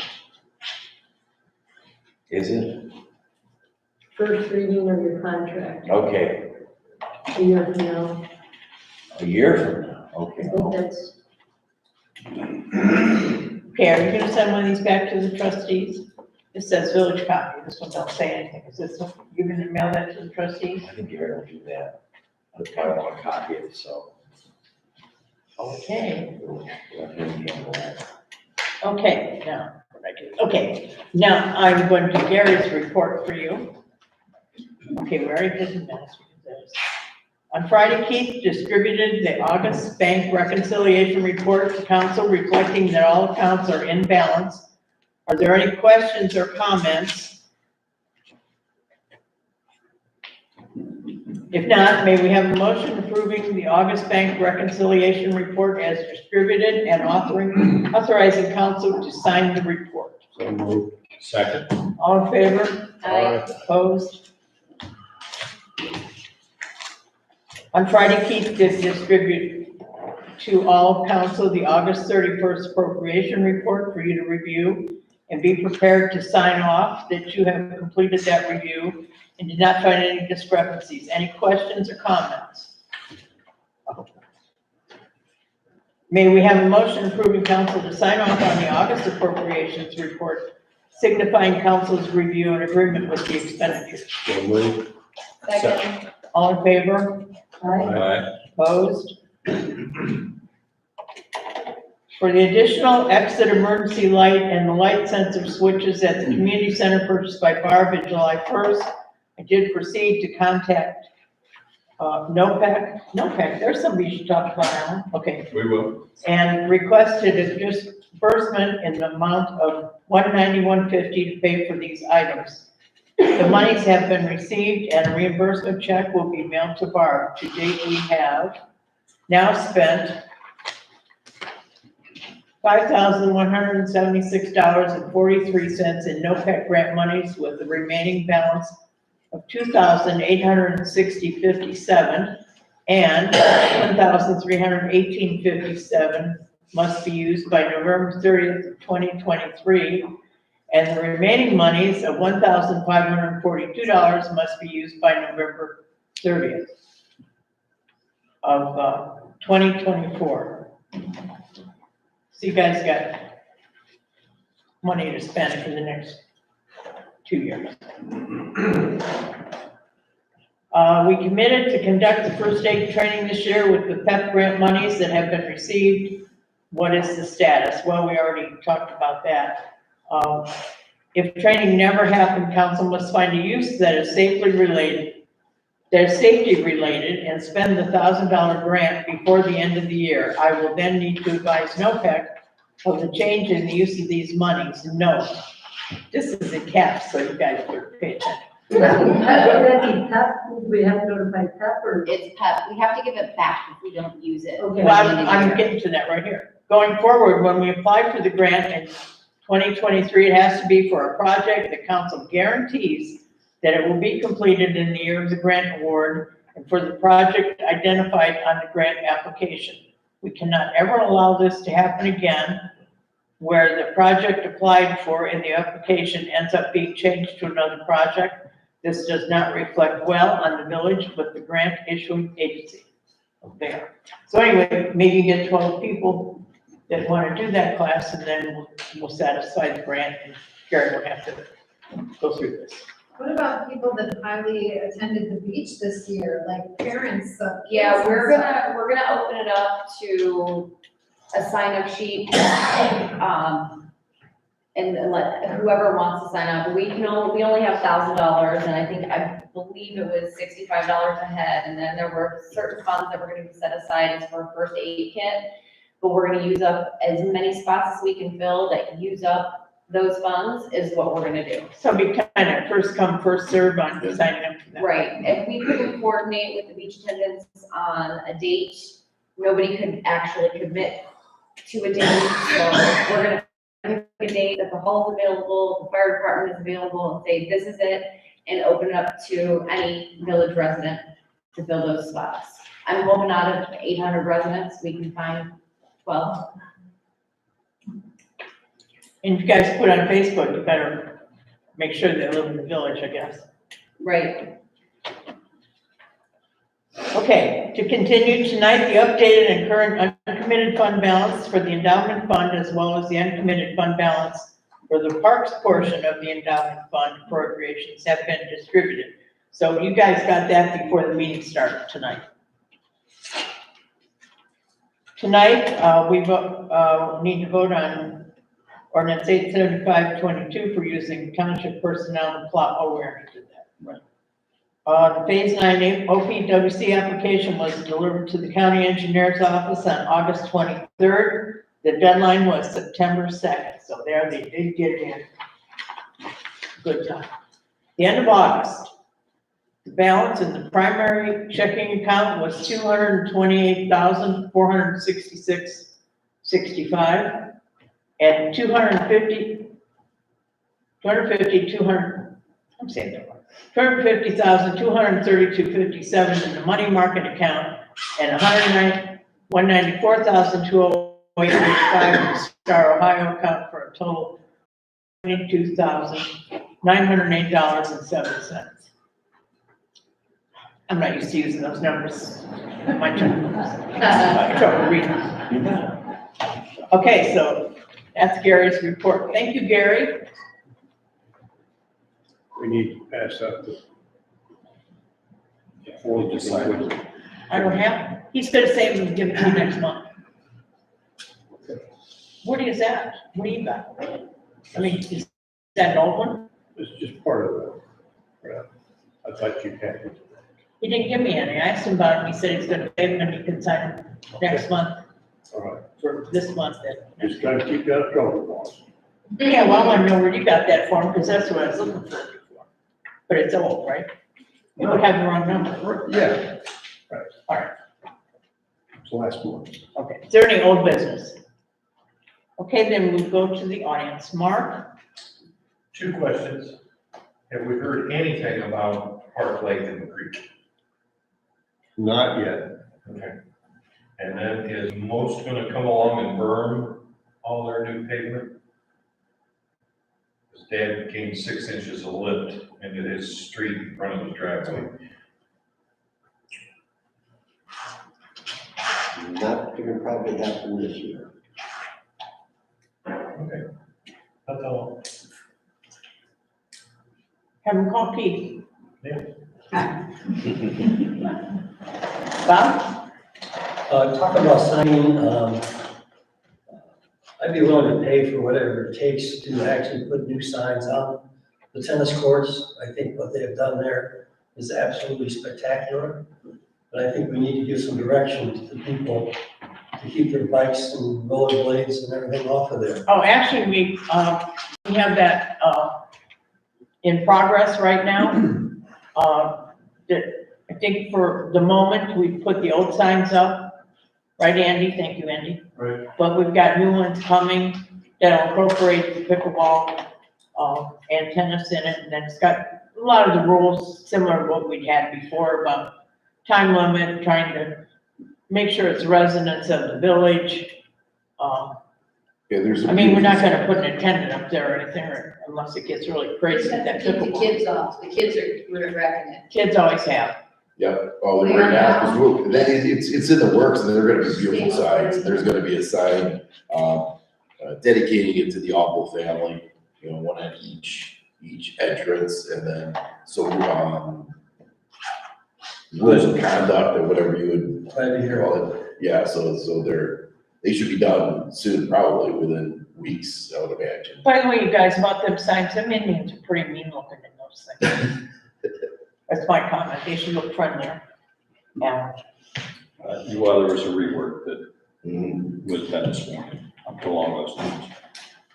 Howard? About those kids. No comment.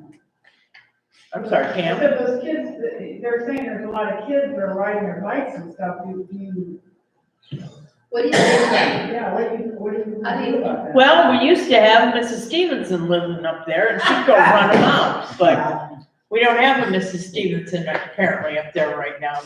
Terry Wise passed away also. That's up to me, huh? Or you, Allison. Howard, you can be the old. Here's a little preview. It's gonna be a fairly big sign on each side, talking about the rules and whatnot. And then, you know, we're gonna have, you know, dedication to the Alvo family. It's not gonna be. It's gonna be really nice. Hey, we Yeah, need so- some signs like this walkway up there by there, to tell them no. No bikes, wheel vehicles, whatever they can think of. I was gonna say, even that walkway sign, I don't think that's sufficient either. I think it should say, yeah. No words. Well, you know, you can't put a change across the bottom, that would solve the problem. Or you could put breakers in between, you know, every 16 inches, and that would flip all the little kids right over their handlebars when they hit it. But you know, would you really want to do that? Yes. It's a great idea, but you know, when it might be, Something to be said for you know, Like any of those issues, vandalism or people, you know, doing those kind of things in there, we're really powerless. All you have to do is timely. When you see the event, call dispatch, they throw it out. If one of our cruisers are here, they'll be right there. If not, it's the next available cruiser. Inevitably, you know, if there's a 3-minute delay, they're gone. That's what we fight with. But the only recourse that we actually have is just call dispatch, turn it in and let it fly. And our biggest help there is you guys that live up there, because you see it happening where, you know, we saw get hollered at because we didn't know something was happening up there, but, you know, they would call and say, this is happening up there. Later, why didn't you come up when this was happening? Well, why didn't you tell us it was happening? So it's a communication thing too. you know, maybe people that see something like that happen, take a picture with your phone and send it to, They can't do anything about that. Remember, I took the video of the kids doing stuff in the park and I sent it to them and they looked at it. They said they couldn't really do anything about it. well, okay, so maybe if you get a picture of it and you send it to somebody here, they could have a talk with their parents. I mean, you know, maybe you can't do anything legally, but you might find a responsible parent that would at least take their kid out of the accident. Actually, there is, I mean, they don't like to do this, but if a citizen signs an affidavit, they can use that to file a charge. It's rarely done.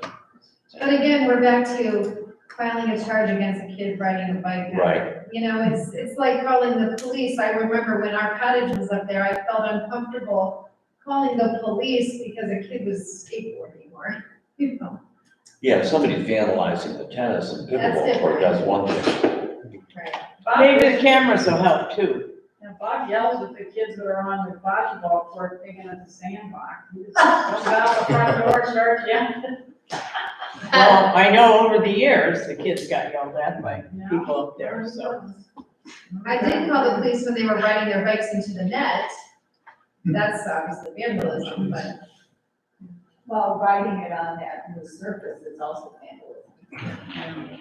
Well, we have the old signs up there now, right? Yes. Yeah, so, I mean, so, but these will, probably the next couple of weeks, I would imagine. Okay, I mean, you can, Howard, did you get to say something or did? Oh, no, Okay. I'm set, thank you. I think even maybe a solution to the bicycles, at least maybe not skateboards, is you close off that opening and put a turnstile in. That'll keep the bikes off.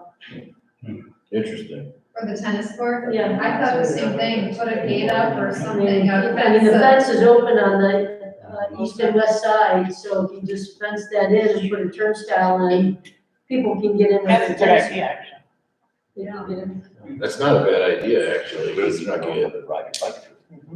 I mean, they can still carry their skateboard in there, but the skateboard's not gonna do as much damage as a bicycle. It'll also take them longer to get out if somebody else has. Trap them in there.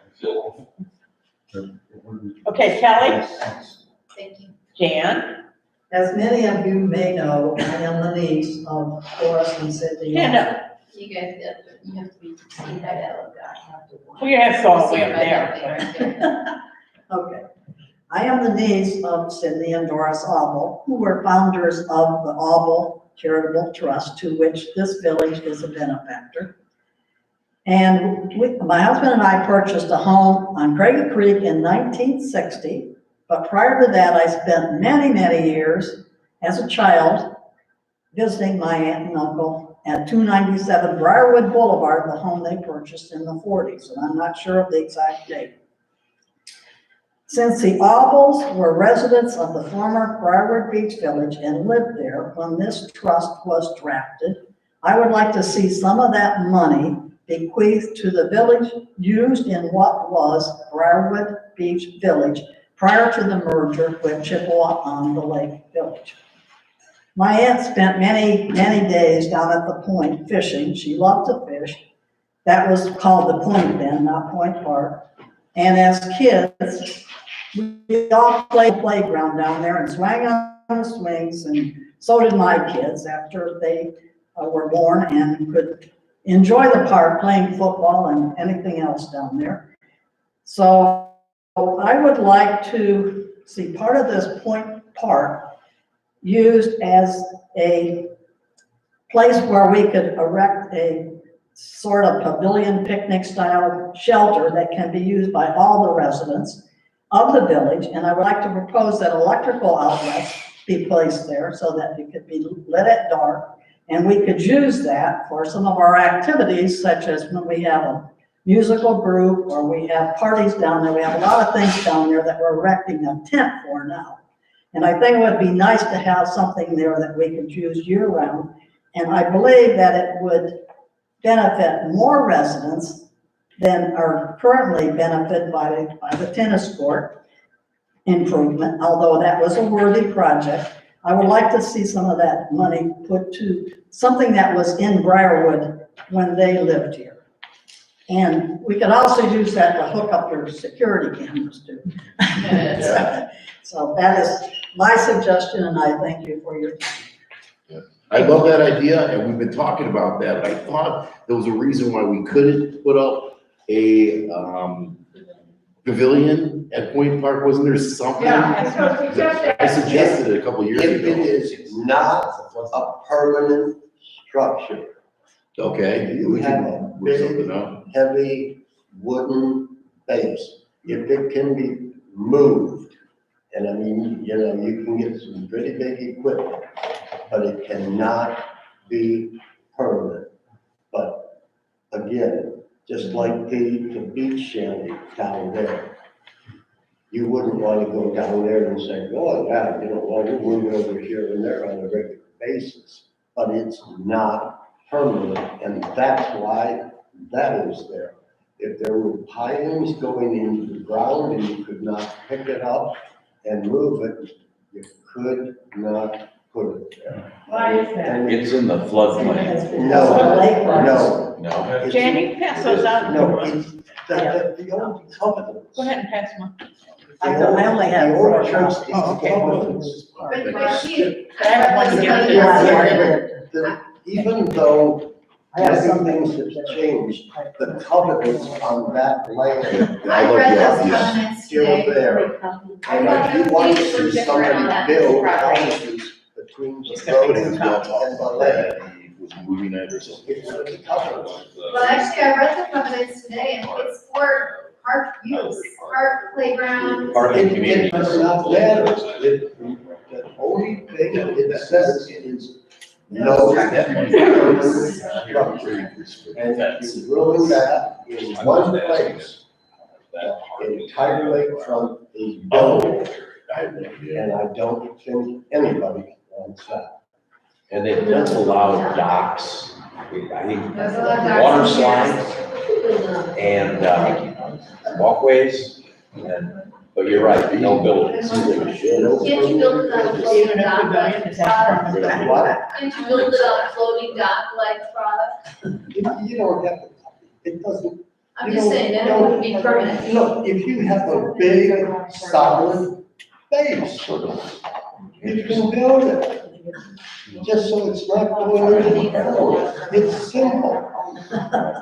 It's movable. Alan's gonna check into some of this, Again, and we can research it and see what we would be allowed to do down there. but basically, I agree with Keith. Yeah, And I agree with Jan that we should do something in the Old Briarwood area. I'll do some research on that as well. I love the idea. In fact, we were all talking about it at the movie night out one of the concerts. We were even looked at a nice area behind the swing set, a little further up, kind of tucked away, but not too far away.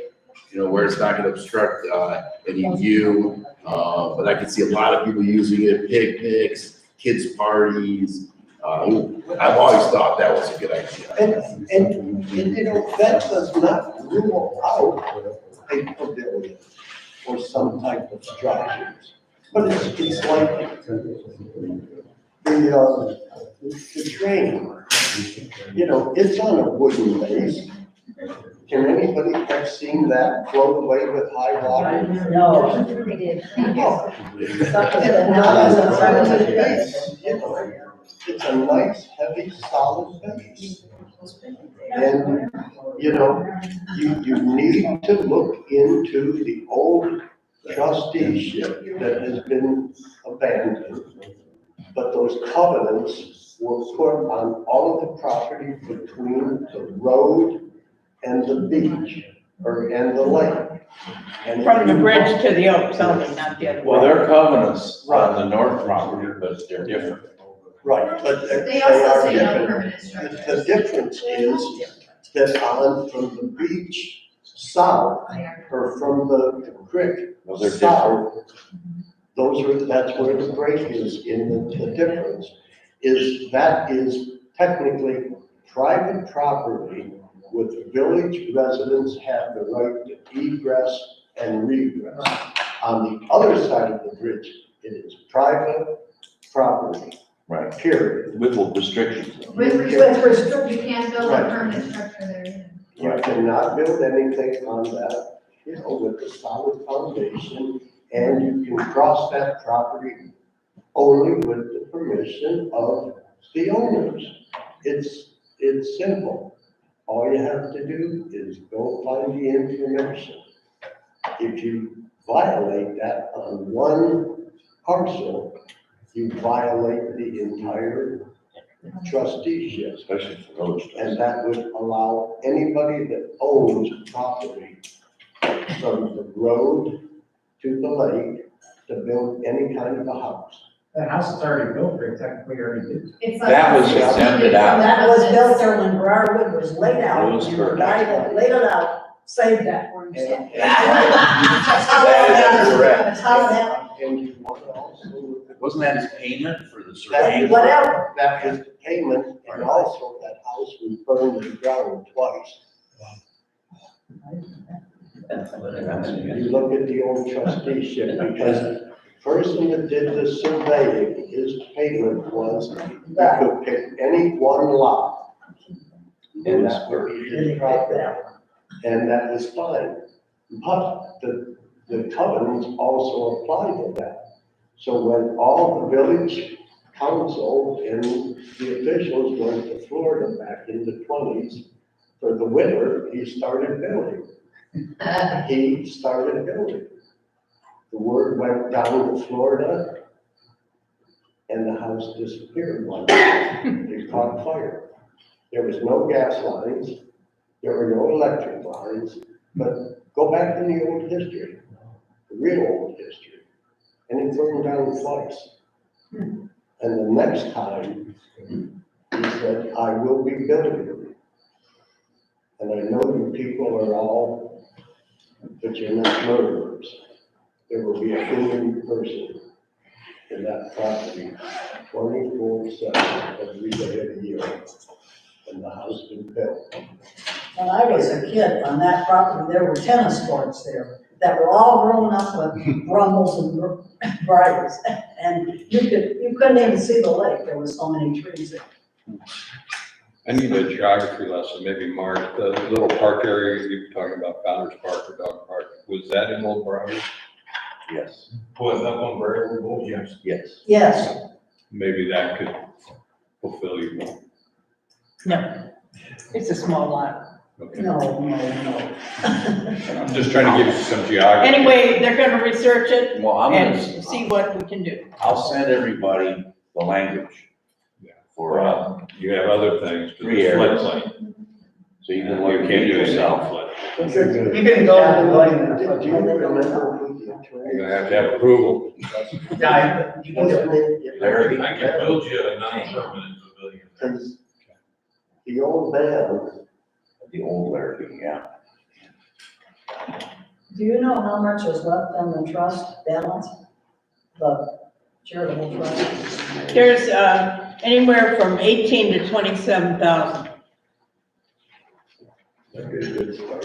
The reason that's vague is some of that is allocated, but it's not, we don't know if it's gonna be used. So we know we got almost 19,000, I guess you could say. And then that's what those sheets were, gave you guys earlier. And then there's the other 9,000 that's, been appropriated, but it hasn't been used and we don't know what's gonna be. But 18,395, but still. When I saw Gary today, I asked him about such a thing, and if you know, if that's enough money, if it's not enough money, we got some money, so maybe a pavilion, I got that. Okay. Okay, so we'll look into it, Jan. All right. Ed, Yeah, just a did quick you one. change your seat, Ed, so you can talk sooner? Yes, you did. Yes. Yeah. We had something to discuss. And that's what I want to bring up. We planted a couple of trees, memorial trees in the park. And someone planted a fir tree, I guess, a pine tree of some sort, in front of one of our trees, which is now killing that tree. And I just wondered, is there some protection for our tree, or are we just Well, gonna who, end up cutting it down? Who planted the tree? I have no idea. I have no idea. So you're saying that people are randomly just going up and plant trees there? Somebody planted a tree in front of our cottage, next to the tree, that we planted for my parents. I'm sure somebody planted it and didn't come up voluntarily. I have no idea. It could be a volunteer. Cut it down. Well, since nobody really, Then I wonder whether someone could kind of make a great Christmas tree for somebody. we have nobody that's, actually, given permission to put the trees in because we don't know they're going in, so we have no clue actually. I'll ask Bob if he knows. We could use a good Christmas tree up here at the building.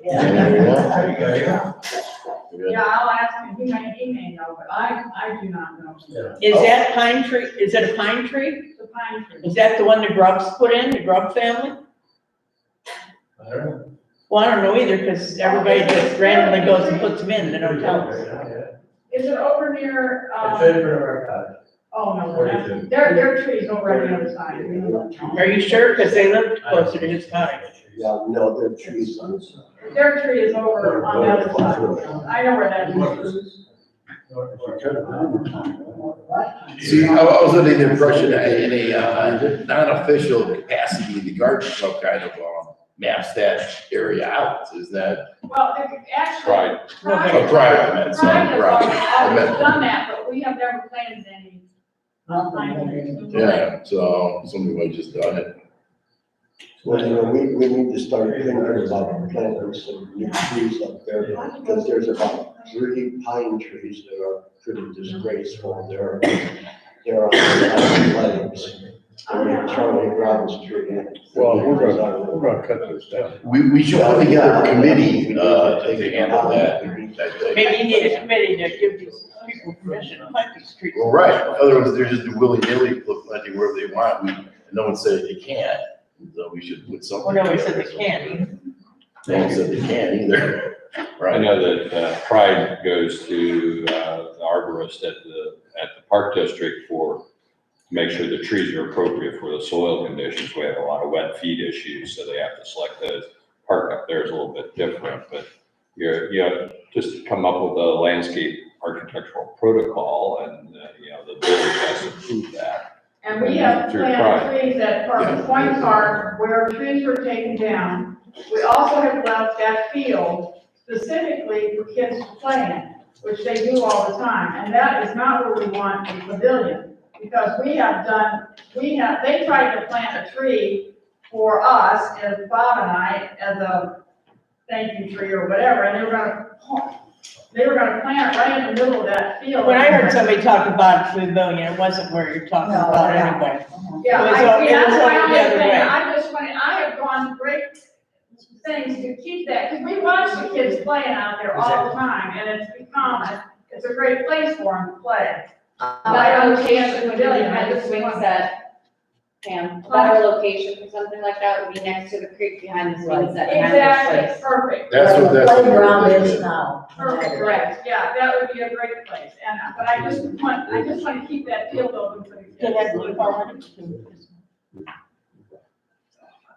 I think Okay, it's- so it sounds, I know Ed's left, but it sounds to me like we have the Pride Committee planting the trees, and I know you're keeping track of it, Pam, but I think on the circle, I've heard of a couple different families that have gone and planted a tree up there. Really? It really is nobody saying yes or no or anything, so now when they start crowding each other out, killing each other, what are we supposed to say about that? I don't know. I think we should form a committee. I guess. Get a tree committee. Or, I mean, maybe have it encompass more than just trees, just mapping different things I out. mean, we really did try and not we told people no, because we have enough trees, literally. I know, but if people are just randomly, No, you can't do that, they've always come to us, because they see the other ones, they find out who it is, and they usually go through us.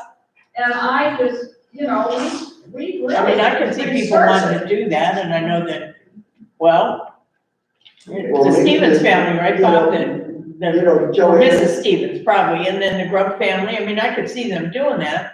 But if there's other people But out they there think, yeah, that do the it. same thing and nobody knows they're doing it, and all of a sudden you got all these trees together, people are. But then maybe the village ought to have a legitimate tree planting thing and a committee that it doesn't matter who it is that's planting a tree. They need to get permission. On village property, they need to get permission.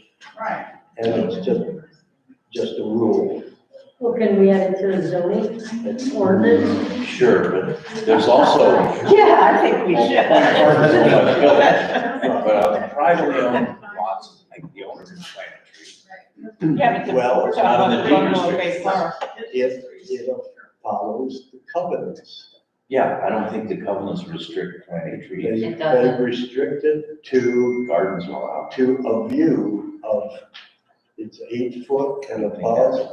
Bob, and he trims all of those trees, which he did in this last month, up to that height, and he goes out every year and trims those trees to the height that they have to be. So that, because those trees are supposed to be, I forget how many feet off the ground, and he makes sure of it. So Alan, do you think Larrabee's would still in their archives have copies of? Well, I have the deed restrictions. Of those covenants from? Yeah, I'll send them out to all people. Gonna have Yeah. Okay, so I hope Ed didn't get mad and leave, I don't know what to tell him about that, anyway. Okay, all right. Pam, did you have something? Yeah, so a couple things. Number one, we had a great pride party. And we now have decided we have some money to spend, and, we'd like to get some tents that, the tent that we use does not belong to us. And it's getting pretty shabby. And, it could be used for a lot of village things as well. And I need to find somebody that is, if anybody has any ideas or any places that you know of that have those better tents, I don't want a cheap tent, needs to be 20 by 40. So that, the one we use now, I think is 20 by 30, so it would be a little bit bigger than that. So if anybody knows of any tent companies, or places that would be a good place to follow up on. We're also gonna, invest in 3 pop-up tents that again, can be used like for the fall parties and anybody that needs them for any of their activities going on around here. We'd also like to find one that could maybe even be put up, here in the parking lot that would be freestanding, that we could use it either way on soft or not. Like, we'd like to do the square dance, because we have a square dance in that party, in that tent on the parking lot, outside. Which would make it would be a fun thing to have it outside, we wouldn't have to travel far. Anyhow, I'm just looking for ideas, if anybody has anything any ideas of where we can get a tent like that, I'm open to suggestions. Also, the beach party, which was supposed to be on Labor Day, is Friday night. It's gonna be from 7:30 to 10:30, because Audrey and Johnny's part, they're having that fundraiser at Triple Mamas. That's from 5 to 9, I know a lot of people are gonna be supporting that. So we moved it to 7:30 to 10:30, if we have to go later, if the kids are having a good time, we'll do that. So, and I hope people can go and support both things. We're gonna be serving popcorn and hot dogs, at that. Our porch parties this summer have been phenomenal. We still have 2 or 3 more going. We're gonna have, somebody just came up with a band for those polkas. They wanna have a polka band come in. I said, go for it. We're ready. You were sleeping until you said that. I'm thinking Oktoberfest. Yeah, right. Yeah, so that's I like what it. I said, these bands are coming out of the woodwork. Lori Sacco is head of this up, and she's just done a phenomenal job of getting this all together, and everybody is just complimenting right and left how much they've enjoyed it, and it's not just one kind of music, it's, all kinds of music, so it's good for all age groups, which is what we're trying to do, is bring in all of the age groups, young, old, senile, whatever. Yeah, so it's been a great summer for that. We're already booking into next year for these concerts, and it's really no given day that we do them. It's just whenever the bands are available. So it's been really a good summer. There's people coming from the blends. Yeah, they are. And these bands are getting good money. I mean, their tips are phenomenal, what they're getting for tips. So we're not even paying them for the most part. There were 2 people that I know brought in bands, Ed being one of them, that, but their tips are really, really good. So they're playing for tips for the most part. So it's bringing the community together. It's getting the old with the young, which is what us old people need, is for this younger generation to step up and take over where we're leaving off, if they want the community to stay the way it is, that we've worked so hard to build and get it to this point. So, Yeah, they do. anyhow, anybody's help, their help is always appreciated, and, thank you. And acquisition and awning on Kenmore Boulevard comes to mind for your tent, but that's heavy duty stuff, I'm sure. Well, I kind of want it heavier, I mean, I don't know how heavy, Yeah, I need it to be designed. Easy assemble, we need this assignment. Okay, thank you, Ellen.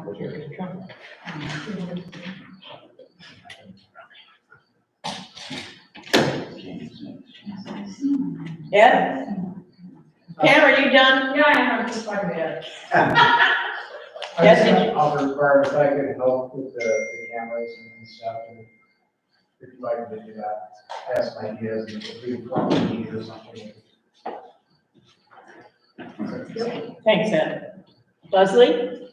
I just wanted to say that I really had a great time actually at the yard sale. And I didn't realize, that Nana actually did so much work for this yard sale. She had a busy weekend and she's running around putting all the signs in and So anyway, we took the golf cart and we went yard sailing and we bought so much stuff, we had to empty the golf cart 2 times. So anyway, it was, a lot of people were posting about it and I wasn't really paying attention. And then Deanna said, can you post this list of addresses? And it was like this long. So it was a fun time, so. Yeah. Good. Yeah, we had like 40, I think there were 30 or 40. It was the most, we decided the fall is the time to have it from now on. Yeah, We got a lot more traffic, much more traffic. For anybody though that needs to communicate with Anna, she does not use Messenger.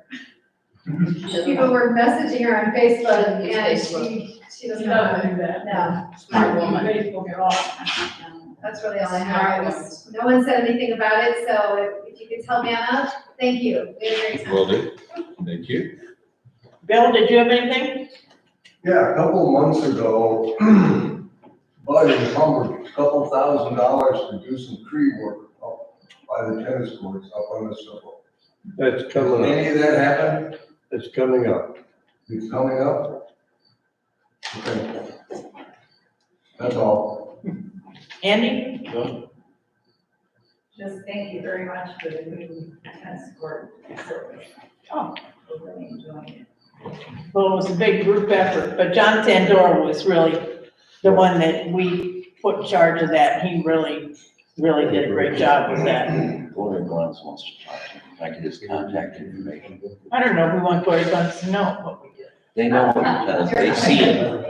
I know, but it's ours. Yeah. We want to be better. They can get away with it. I'd be glad to talk to them. But let me know his contact. I can have some council person call. That's what they want. But Or you, I mean, you know about it, right? Yeah. Okay.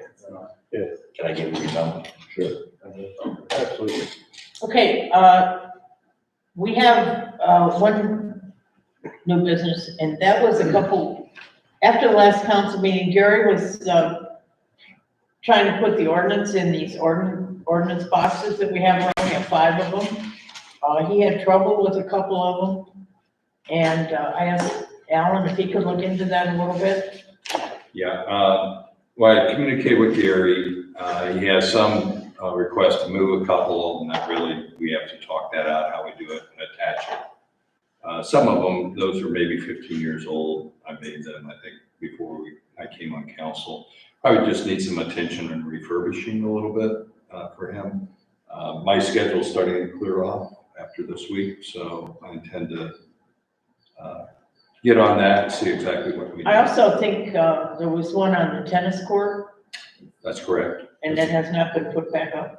Yeah, but I believe we're supposed to, But that's one he didn't like, you wanted on a post or something? he wanted it something different than what it was before, and we need to talk that out a little bit. For just stability of that, where it's located, vandalism, all those little things that go into those decisions. Legally, we're supposed to have 5 postings. Yes. And in my understanding, we have the 5 postings as we're doing them right now, so, I plan to get with that. I'm sorry. That's all right. I haven't done any further on that, but, it's in the thought process. Okay, thank you. You should give me the list of the 5, because that should be in the rules of council. Technically. Is there any other new business? Yeah, a NOPEC aggregation. A couple of weeks ago, there was announcements that they were moving on electric aggregation. Evidently, the way the system had been working favorably up until earlier this year, NOPEC was able to buy in the open markets and make reasonable good savings for people. Evidently, that got out of kilter somewhere in the spring of the year, if I understood it right, where actually the standard procedures from, our standard pricing from current providers, let's say First Energy, was substantially less than what NOPEC could buy in the open market. So they actually made a decision to shift everybody back to the cheaper utility. And then would revisit it in April. I guess that's when all these auctions go around. It's confusing in a number of ways, other than they are trying to make it beneficial to the consumer that took part of aggregation. My goal is that you can go on OPEC, there's a frequently asked questions area that would help you explain that. And that shift back to First Energy may take 2 or 3 billing cycles to accomplish. Whether that affects NOPEC as an aggregator, even gives you a bigger question. So what my plan to do, Jose Delgado, he spoke to us before. I'm going to invite him or someone from NOPEC to come and talk to us at the next council meeting to explain this out further. It does not affect natural gas aggregation, so there's two separate programs going on. So there's been announcements a couple of weeks ago, and maybe gotten letters if you're in the electric program. So that's all I have on OPEC. Other than, Do you guys want somebody from OPEC to come under? I think it would be good for the community. We've been a beneficiary of NOPEC. You've heard the grants that we've done the LED lighting programs from. There's several things where they flow money to us. I don't think that money's not in jeopardy because that's all been isolated, but it might reduce the amount of benefits that they can give to us for sure. Yeah, I'm in favor of them coming out talking. Yeah, it's easy.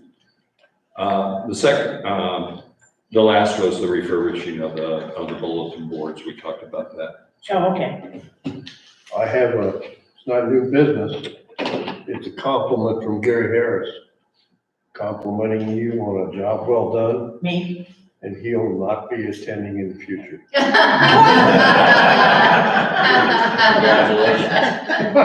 Then I want his pay. No, on second thought, no, I don't, actually, you want the script. Okay, motion to adjourn? Please, Second. please. All in favor? Aye. Opposed? Good job. That's scary. Well, you don't care.